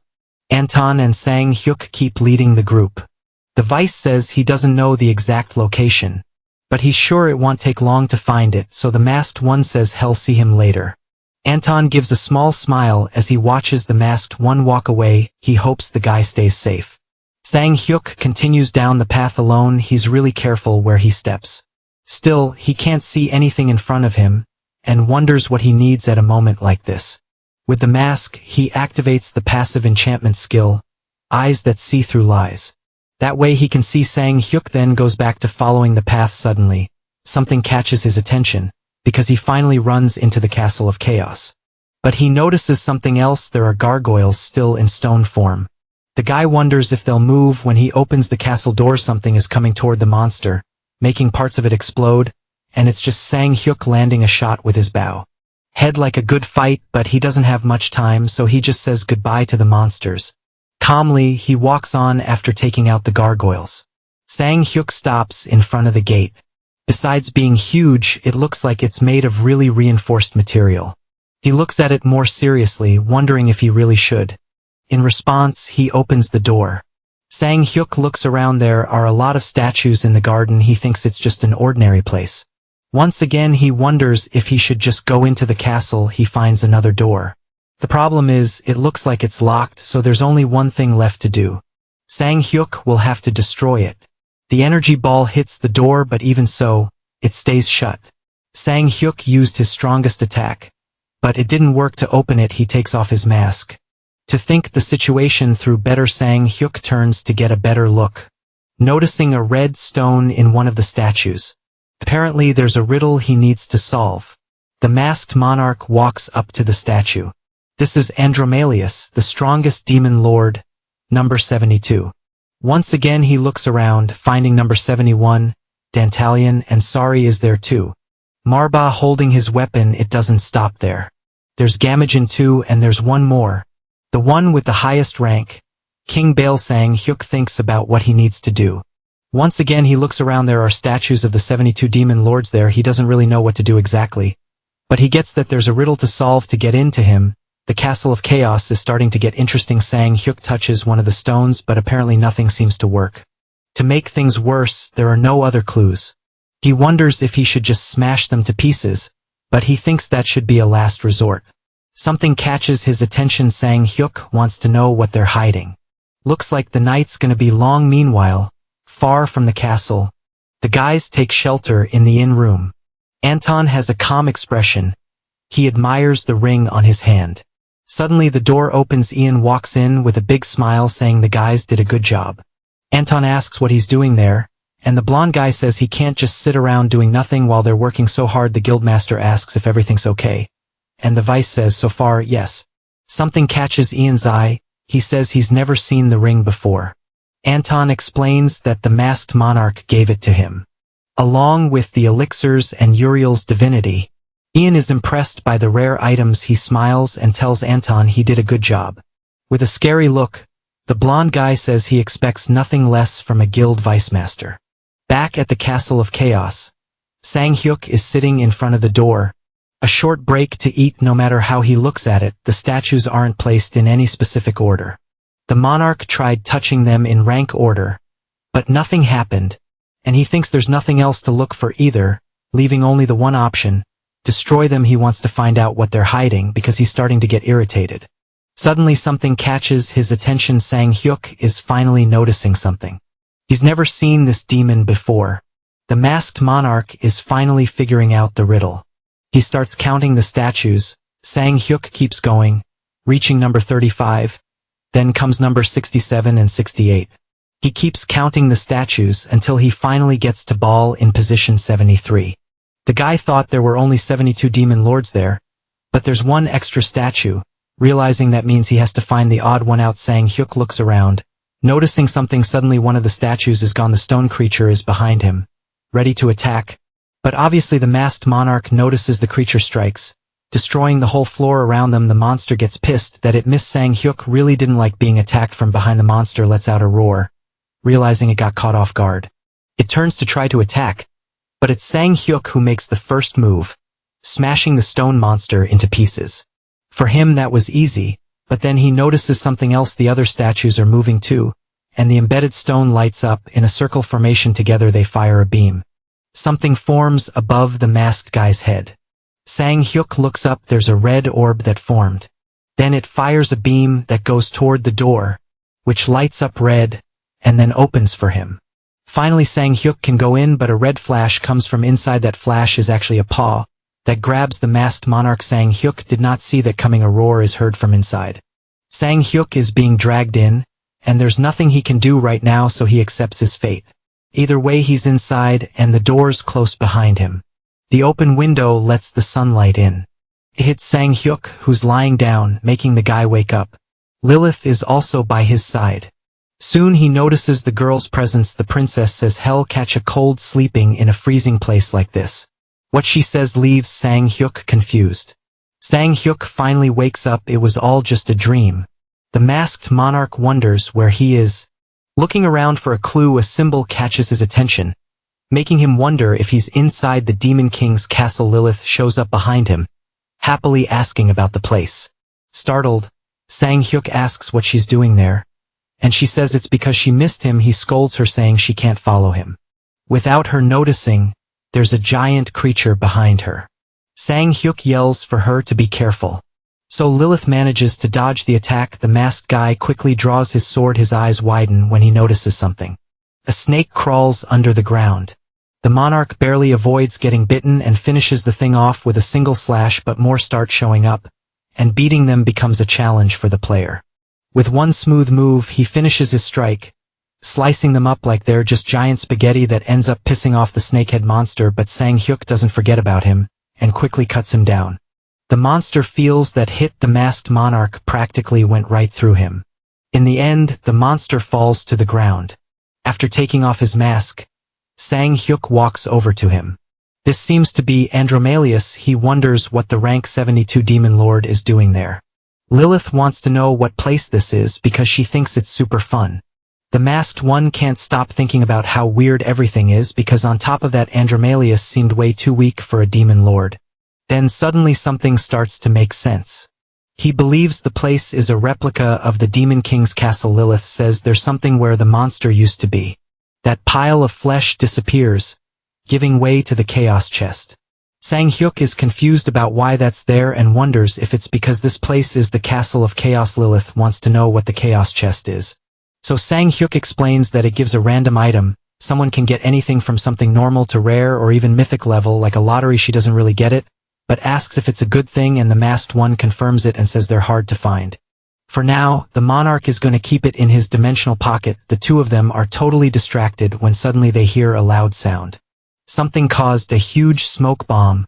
Stopping the pair from seeing, Sang-hyuk wants to figure out what it was that just happened. Even with the smoke, you can make out a silhouette. A scarier monster appears. This is Dantalion, the rank 71 demon lord. Sang-hyuk keeps a neutral expression. The monster immediately rushes him, but the monarch quickly dodges, pulling out his sword right away. Seems stronger than the other. The demon lord lets out a scream, but something is wrong with Dantalion. He just collapses to the ground, leaving even Sang-hyuk confused. He steps closer to try to understand, then Lilith reveals it was her, and excitedly asks if she did a good job. Just like the first lord, this one disappears, but this time it didn't leave a chest. Smiling, the player remembers he warned her it's something rare, and says that either way it doesn't matter. Because for the monarch it means something that he faced the rank 71 and 72 lords. As soon as he finishes speaking, someone appears behind them, making both of them turn around, ending up face to face with Siri, Demon Lord number 70. They also end up fighting Murmur, rank 54, even the Demon King 38. Then Sukkut, who's at 22. Sang-hyuk keeps attacking without hesitating, beating them with all his effort. Another one disappears without leaving any chest. Still, he gained Werner Prestige SR grade with defense 120 to 200, wisdom up by 15, and agility by 10. He complains about how rare the chaos chest is. Lilith says they still have more items covered in jewels. The girl asks if she looks pretty, but unfortunately, the masked one doesn't answer. He's only interested in who's next. They keep going through the castle like always, the princess flying by his side. Then the two of them come to a stop. There's someone at the top of the stairs, sitting on his throne like a true lord. It's Bal there waiting for him. That stirs something in Sang-hyuk, a memory of fighting him in Eternal World, only to find out it was all just an illusion, and that things weren't over. Sang-hyuk looks serious. Lilith shrinks behind him. The girl even trembles, looking pretty scared of him. The masked monarch understands that apparently she's afraid of Bal, but he doesn't blame her, because even if he's a fake version, he's still the master of all demons. Bal's stare is terrifying. Finally he speaks, asking if the human knows this place isn't for him. Sang-hyuk's attitude impresses him, because the guy says all he knows is that he came to the right place. The demon lord feels like he's being challenged, so he finally stands up from his throne. He says the player's arrogance will lead him to the end of his life. Bal declares hell grant him eternal rest. Grabbing his weapon, Sang-hyuk says he talks way too loud for a fake demon. Without waiting, he's already going into attack, charging at the demon, who's even surprised. The monarch says he's the one who'll give him eternal rest. He also wants the chaos chest. Sang Hyuk sticks his hand into his dimensional pocket, pulling out the typhoon axe, attacking the demon lord right away. But the fake Ball managed to defend himself, and then he fires laser beams from his eyes. His attack shakes everything around, but Sang Hyuk is fine because he dodged. Ball surprises him with how fast he is, hitting him when he wasn't expecting it. Sang Hyuk gets thrown far away, using the strength in his feet to stop. Finally, he's got an enemy on his level. From his dimensional pocket, he pulls out Zephyrum's sacred bow, firing several energy arrows. So the demon lord just waits. The arrows hit several spots, but Ball dodges, ready to face the masked one. Heeding their weapons clash. Ball has a terrifying look, and Sang Hyuk isn't going to be intimidated. Ball fires a shot at him, and Sang Hyuk quickly manages to block it. Energy spreads through the whole area. Lilith watches it all, really impressed. The two keep fighting. Like most demon lords, Ball doesn't have a pattern to his attacks. If Sang Hyuk knew that in each phase, he'd be able to find the right counterattack. But since that's not possible, the only way to respond fast to every situation is to gain experience and learn his abilities. However, in some cases that strategy isn't necessary. Meanwhile, Ball proves why he's the master of demons. His strike is stopped when he realizes there's nobody there. Sang Hyuk surprises him from behind and says that this is when I can overwhelm my opponent with brute force. Ball turns to attack him, but the monarch is faster at activating the dimensional step skill. The demon lord ends up hitting nothing. Ball looks really confused and looks around for his opponent. Once again, Sang Hyuk catches him off guard, making sure not to miss the hit. The situation leaves the demon lord, who keeps hitting nothing but air. Sang Hyuk asks how he still hasn't noticed, taunting him, saying it's not like him. Then another blow lands, making Ball grit his teeth. In the meantime, the Lord notices something. His focus goes to Lilith. The demon gives a nasty smile, quickly changing his attack route. Sang Hyuk wants to know if he's running away. But then he realizes the demon king's intention. The masked monarch tells the princess to run, because Ball is heading straight for her fast, with a big evil grin. The girl's eyes go wide, frozen in place. It's too late for her to run. Sang Hyuk runs to her. But apparently he wasn't fast enough. Because Lilith was hurt by Ball, he takes the girl in his arms. Sang Hyuk begs her to wake up. The girl doesn't answer his calls. He looks for Ball, who's nowhere to be seen. Sang Hyuk yells, calling him a monster, and asks if he thinks he's going to get away like this. Immediately, he summons his dimensional pocket. He takes out the resurrection potion. Sang Hyuk offers it to Lilith, saying she might feel better if she drinks it. Sang Hyuk soon senses a presence. The demon lord leaps in to attack. Sang Hyuk puts himself up like a shield, protecting Lilith from getting hurt even more. Unfortunately, the potion ends up falling to the ground. It's a shame, because the liquid spreads across the floor. Something else appears behind him. They're surrounded by monsters. Sang Hyuk has a serious look.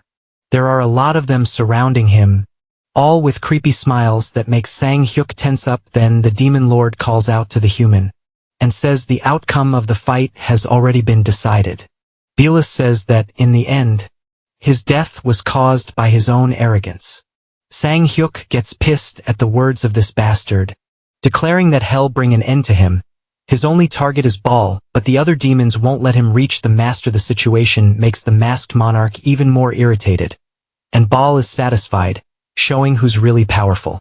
Then the monsters turn on the player. Sang Hyuk will have to deal with them. First, the creature tries to strike from behind, but ends up losing to the monarch, who cuts them all down without an ounce of mercy. As a consequence, they'll have to face the masked monarch's fury. Sang Hyuk takes all of them out, clearing his path. There are still more monsters to fight. The monarch uses his blade, cutting down the first one. He looks around for the next, and strikes another monster with his sword. Sang Hyuk spins his sword, hitting the group surrounding him. He pushes through those monsters, leaving the battlefield clean. In the end, Sang Hyuk lets out a tired sigh, but apparently things aren't over. Behind him, another group of monsters gathers.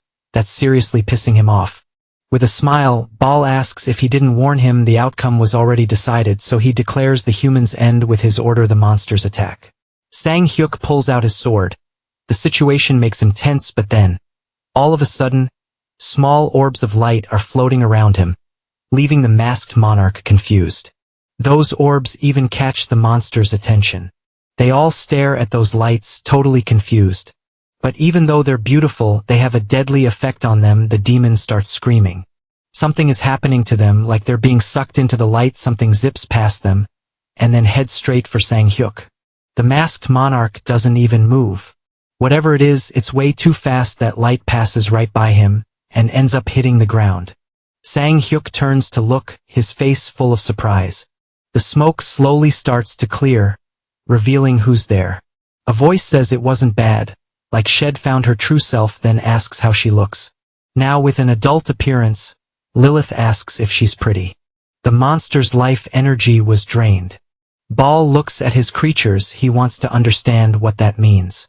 Either way, the two of them are back. Lilith has a mischievous smile. While Bal seems to realize he's really at a disadvantage, he yells that hell make them pay for this. Sang-hyuk wants to know what the villain is doing this time. What he does next makes the masked one angry. Bal simply vanished from the battlefield. Sang-hyuk looks for him. Meanwhile, the demon lord is somewhere else. He's pissed he almost got the masked one, and there was no way he could have guessed the night which would wake up at that exact moment. Bal knows he has no choice but to wait for another chance to attack her. Lilith surprises him by asking if the villain is talking about her. The girl manages to scare the demon lord. She asks if the cat's got his tongue, making it clear she won't let him run. Bal looks back, searching for the other one. The lord asks if she really came to face him alone. He says that even though he was forced to change his plans, he's still the demon king. After all, a knight witch like her can't defeat him. Even though he landed the hit, he's the one who looks shocked now. As a beautiful woman, Lilith appears behind him, calling him a liar. She says he's not the demon king. In desperation, Bal begs her to wait. He pleads for them to talk about it. But Lilith's answer is a blast of energy, sending the demon lord flying. Bal hits the ground completely knocked out. His face starts to change. In the end, everything about him is fake. Sang-hyuk shows up and says he's probably the owner of the castle, but since he never cleaned the place before, he doesn't recognize him. The monarch is curious about their reward. And then the monster's body disappears, and it's another chaos chest. Sang-hyuk doesn't look satisfied and says the dungeon doesn't live up to its promises anyway.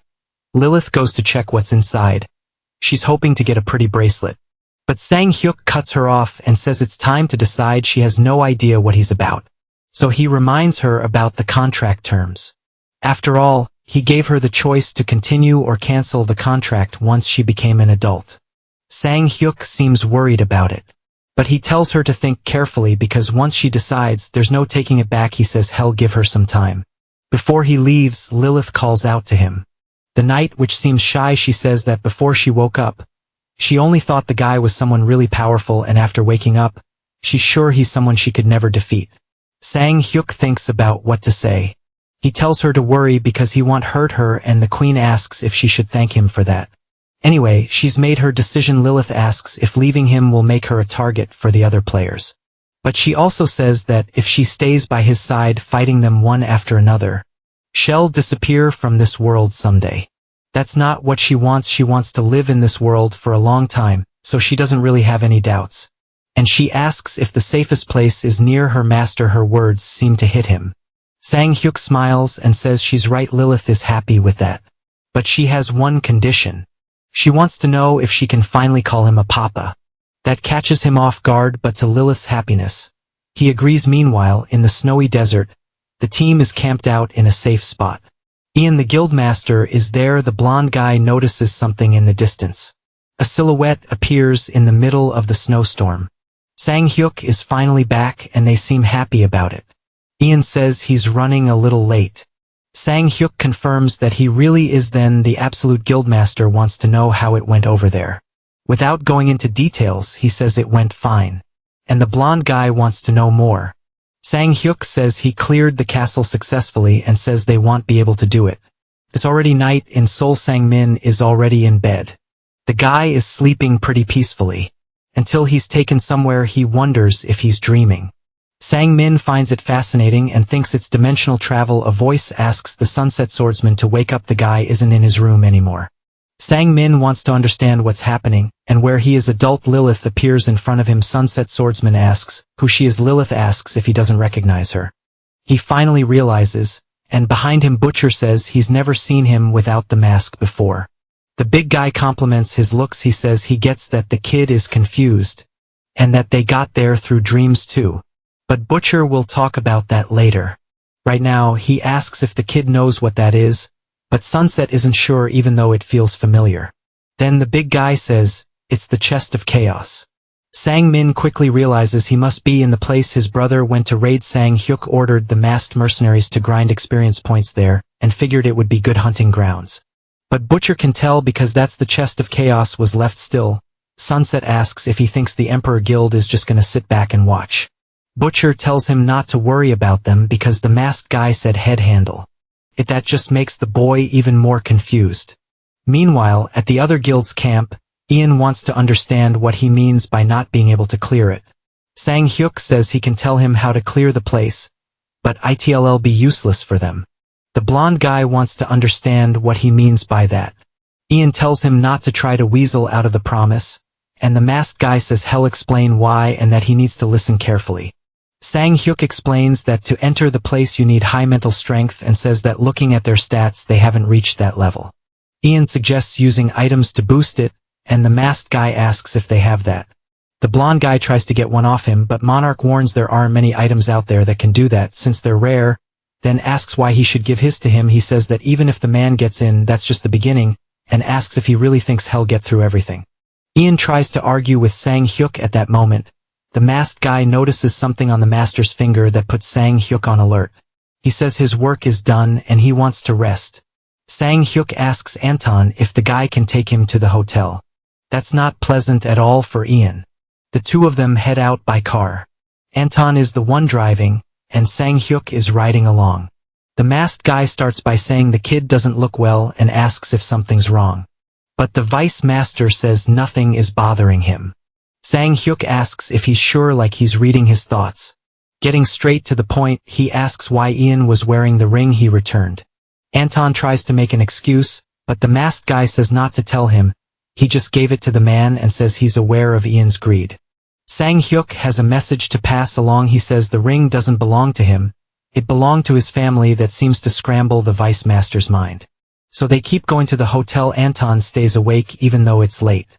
He still looks a bit lost in thought as he stares at the photo of his wife and son. His expression is dead serious, having decided to leave the Emperor Guild. That's what he tells the master. Ian tries to say something to him, but Anton cuts him off and asks for the ring that belongs to his wife. That doesn't sit well with the guild master at all. Ian says apparently there's a misunderstanding, because the man is making it sound like he took it. He says this is strictly business, and asks if he doesn't know that as guild master he needs to get stronger to strengthen the guild. But that doesn't seem to convince Anton. The guy asks if that means he'll keep taking members' items. That doesn't go over well with Ian.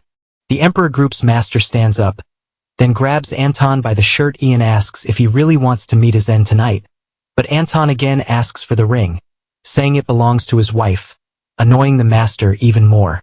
So in response, Ian hits the guy, sending him flying away. So then he decides he'll take him out first. Ian grabs a blade and says not to blame him for it because he's doing it for the guild. With a smile, the man asks if he really didn't see this coming. Then Anton agrees with that, because he didn't think the guy would be such a bastard. That pisses Ian off so much that he lunges at him, but before he can do anything, the door is thrown open right away. Sang-hyuk tells him to calm down, and just like Anton, he calls him a bastard. The masked man showing up is a surprise. Sang-hyuk asks how long the vice is going to stay lying there, and orders him to get up, which the guy does even under that furious glare. As he gets up, Anton walks past the Emperor Guild Master. Ian feels pure hatred at that.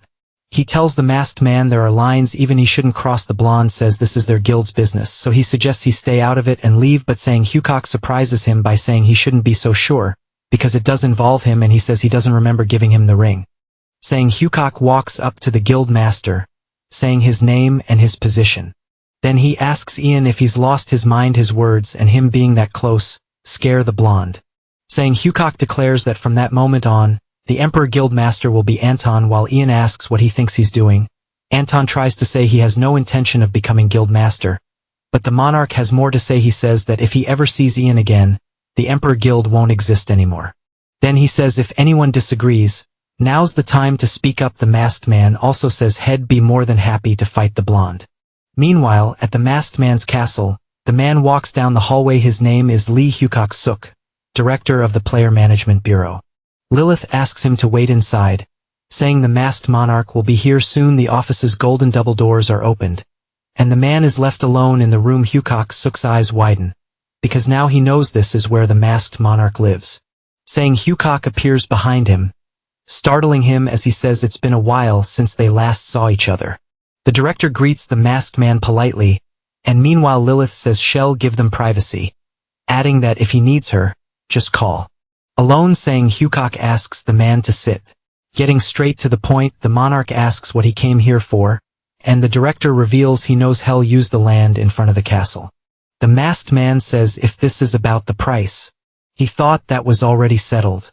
Hyukok-suk says that in exchange for the land that belongs to Seoul, the government wants him to fight in a few countries they've picked, as well as invest in the city district he'll build. The masked monarch asks whose orders those are, which confuses the director. To be clearer, the masked man asks who sent him. Hyukok looks a little hesitant, but in the end, he reveals he was sent by the Blue House. Saying Hyukok asks what this is really about. He asks how many years are left in the president's term, finding out it's a little over a year. That makes the management director realize something. He says it looks like the president is trying to use the masked man's name to rack up one more big achievement before leaving office. Hyukok-suk says his heart is with the players, saying Hyukok calls the director's name. Then he asks if he used to be a player too. The man confirms it and says that besides being low-level, his skills were terrible. Saying Hyukok asks if it isn't frustrating working for the government, especially with people who don't know anything about eternal world. Thinking about it, in the end, the director agrees. The masked man wants to know what the Bureau's purpose is, if it's to control them and act arrogant toward the players. Hyukok-suk is embarrassed by the situation.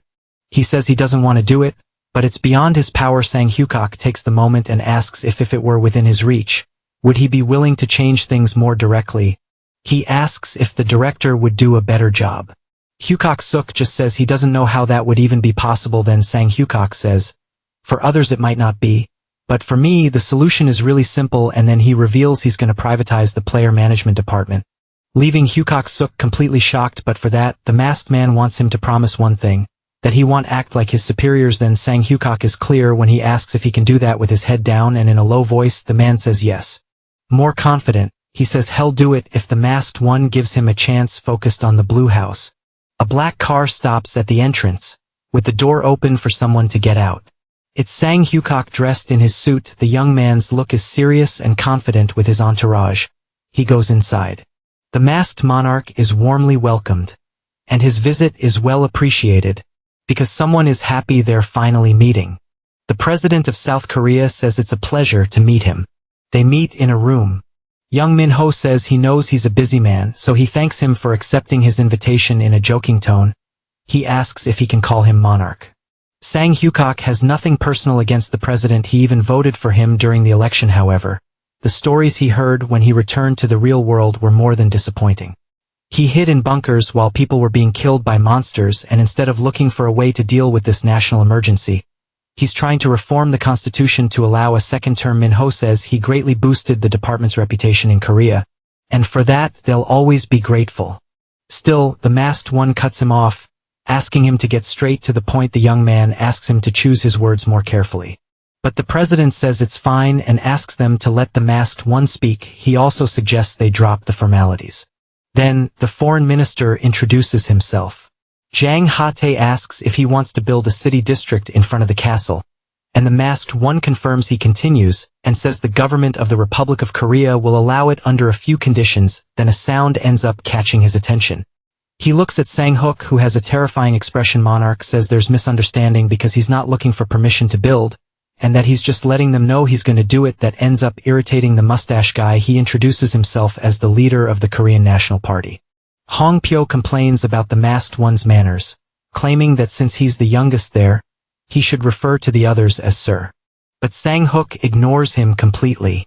He says not everyone is allowed to say whatever they want in this meeting, and says next time he should ask permission to speak. The party leader gets angry at such audacity, but the president himself tells him to stop. Hong even tries to argue back, but Miho tells him to shut up. The man ends up accepting his superior's order. Miho apologizes for what happened and asks him to continue. Sang-hook says what he has to say is simple. He says that if the man keeps making absurd demands, the masked mercenaries will leave the Republic of Korea. That makes people start talking. The members and ministers won't accept being treated like they're nothing, not even this idea that he can just pack up and leave. Sang-hook's response is to stand up from his chair. He says he has nothing else to say, so he's leaving. Hong yells at him to come back and sit down. Someone reveals that people are watching them. That catches Sang-hook's attention. Miho goes on saying that people are watching the government work and fight for their safety, and the country's progress. The president begs for help, saying that if it's not for the people in the room, then do it for the people. But Sang-hook refuses, saying he has no intention of being part of his PR strategy. He asks if the president has heard the phrase, "Hell Korea," saying another one has become popular these days, "Leave Korea." Monarch asks how he feels hearing that, and if he still thinks he's doing a good job. Jang Ho-tae is outraged by the audacity. Sang-hook asks if they know that globally only 30 of Eternal World has materialized, which means even deadlier, more terrifying monsters will keep showing up. Knowing that revelation leaves the president terrified. Sang-hook says this is the moment when they need to quickly raise the points of low-level players, but the president is raising their taxes and taking undefeatable money for preferential hunting ground assignments. Then he asks if he thinks that's acceptable. His words really hit the president. Miho says he understands what he's trying to say. He says he'll discuss these matters with his ministers. Then Sang-hook demands that he dissolve the player management department. Miho wants to understand what he's saying. Monarch says he asked for his help thinking about the people, and that's what he's doing, but only for the people of Korea. Meanwhile in Los Angeles, the woman is alone in her office, reading the headline about the masked mercenaries having taken a break. She reads that all the members disappeared after clearing the Castle of Chaos. That leaves her pretty deep in thought, and wondering if they found the Chest of Chaos. Mount Yuri is dark and covered in fog. Someone makes their way through that creepy forest. The man lets out a breath through his mouth, worn out from the effort he strains to try to see something. The fog is especially thick that day, so he thinks maybe he should have just stayed home. After all, there's no way to find herbs if he can't see anything. All of a sudden, everything feels weird for the man, because the fog just vanished. Something then catches his attention. He can't believe what his eyes are seeing. The man can't figure out what this thing in front of him is. On the news they report, there was a closed-door meeting at the Blue House that morning with the masked monarch. That President Yang Miho was there, and Sang-hyuk says Korea only does the most pointless stuff. His phone starts ringing with a call from Butcher. The monarch picks up and asks how things are going at the Castle of Chaos, and the big guy says they beat Sagan rank 61. Sang-hyuk asks if he thinks they can pull it off. Butcher says if everyone works together to raid the castle, he thinks they can clear it. The monarch says to be careful anyway, because it gets harder the more high-level demon lords you face, and he also says he's getting another call. As soon as he sees the name on the screen, he's surprised. It's not a call he gets every day, so he's curious what Suchan wants. Meanwhile, at the masked monarch's castle, Sang-hyuk asks what the group is doing outside the lab. Chalwoo says he heard he met with the president. The monarch confirms it, and the blacksmith says he's always doing everything alone. He says he heard he accepted the government's conditions in exchange for the player management department, and the masked one says it's nothing to worry about. Sang-hyuk explains they just have to fight in a country chosen by the rulers each quarter. He drops it and asks what they want because he's sure there's something else they want to talk about. Suchan thinks they need to step away for a while, which catches the monarch off guard. The hooded guy turns around expecting his teammates to say something. In the end, he says he can't do anything with the group because of their low level, and the items can't be used unless they reach a certain level. In this case, Andre is level 41, Michael 58, Anna 63, and Dina 35. Sang-hyuk gets what he's saying. Suchan says they need more XP, so he asks for a succubus or an incubus. The monarch wants to know what they need them for. The hooded guy says the tattoo artist told him succubus are pros at kiting. Sang-hyuk says she's probably the only person who'd think of kiting with a succubus anyway. He wishes them good luck and tells them not to forget their potions. At the player management department, the intern says they got a report about a new dungeon early this morning. Then the guy with glasses asks about the location and is surprised to hear it's on Mount Yuri. As soon as he got the news, he went to confirm it. The man even adjusts his glasses to make sure he's seeing it right. In the photo, he recognizes the Steel Mountain Range. Their conversation catches someone's attention. The man explains to his coworker that he probably doesn't know about the dungeon because it's from year 5, and he explains that basically it's the source of most of the high-level weapons and armor in Eternal World that freaks his coworker out, and with a grin the man says things are about to get crazy, that the whole country is going to be talking about it. Meanwhile, at the international airport, people come and go with every flight, and Manuel is one of them. Michael does the same, and Richard shows up too with that unfriendly look on his face. They're getting calls from countries all over the world asking the government to allow access to the Steel Mountain Range. Since it could lead to a diplomatic disaster, the man asks what they should do. The chief of staff is nervous about the situation. Miho is in his office. The president has his arms crossed about the situation. His expression is worried with not much else to do. He picks up the phone and asks them to call the masked monarch. Sang-hyuk is alone in the room, reading the paper in his hands. He looks it over carefully. It's an official letter from the president, allowing him to manage the Steel Mountain Range. The Steel Mountain Range has 2 reasons for its fame. First, it's a hunting ground that requires a multiplayer attack. 5 groups of 10 players have to take part together. The second reason is because of the monsters that show up, like the golems called the Black Knight, Red Knight, and White Knight. They're made of metal stronger than steel. Adamantium, radium, mithril, and more. Most of weapons and armor that exist in Eternal World come from those golems. Sang-hyuk asks if they're ready. A meeting is happening between the guildmasters at the castle. Manuel asks if he thinks they came unprepared. Richard tells him not to worry because they can handle themselves. Michael is the only one who stays quiet. Then Sang-hyuk laughs, saying they seem really confident. But he has to remind them that the Steel Mountain Range is different from other dungeons because besides not being able to clear it, there's a chance of getting wiped out, making it very clear it's different from anything they've experienced. Michael tells him that's. Annoyed, he asks what he's trying to say, and if he wants the Steel Mountain Range all to himself. Sang-hyuk has a serious look in the face of the provocation. The masked man says it's funny for him to ask that, saying that the United Kingdom took the Mana Stone Mine all for itself, and asking why they can't do the same. Sang-hyuk says he doesn't fully understand the situation. Showing total authority, he says that from this moment on, no UK player will be allowed to enter the Steel Mountain Range. Michael asks what he's talking about. The masked monarch isn't afraid to enforce his authority, so he tells the blonde guy to leave Korea immediately. Finally, Michael seems to understand the situation better. Sang-hyuk isn't just messing around now. He feels the danger and the chaos it caused, but he still has his pride, so he stands up. Michael leaves the room. Slamming the door, Sang-hyuk turns to face the others, leaving them a warning to think carefully before making a decision. The monarch also says they should think about it if they value their lives, and then the meeting continues. Sang-hyuk is in the forest where the new dungeon is located. Because of the thick fog, you can only see his silhouette. He walks calmly through the place, having no trouble seeing. Then, he finally finds what he was looking for. It's the dungeon entrance. And he can't go in alone. A voice gets his attention, saying they're ready. Sang-hyuk turns and comes face to face with the players. Richard says it's time to go. The monarch gives the man one more warning, not to think about stealing the weapons he lent him, and the knight says he thought he would do that. Sang-hyuk gives another warning not to be greedy, because the plan is to go only as far as the Black Knight zone. So they're finally ready to go. The fog there is thick with their weapons. The players walk through the area. Most of them look a little scared. The leaders, though, move up front. What they see ahead scares them. Anyway, they finally arrived at the Steel Mountain Range.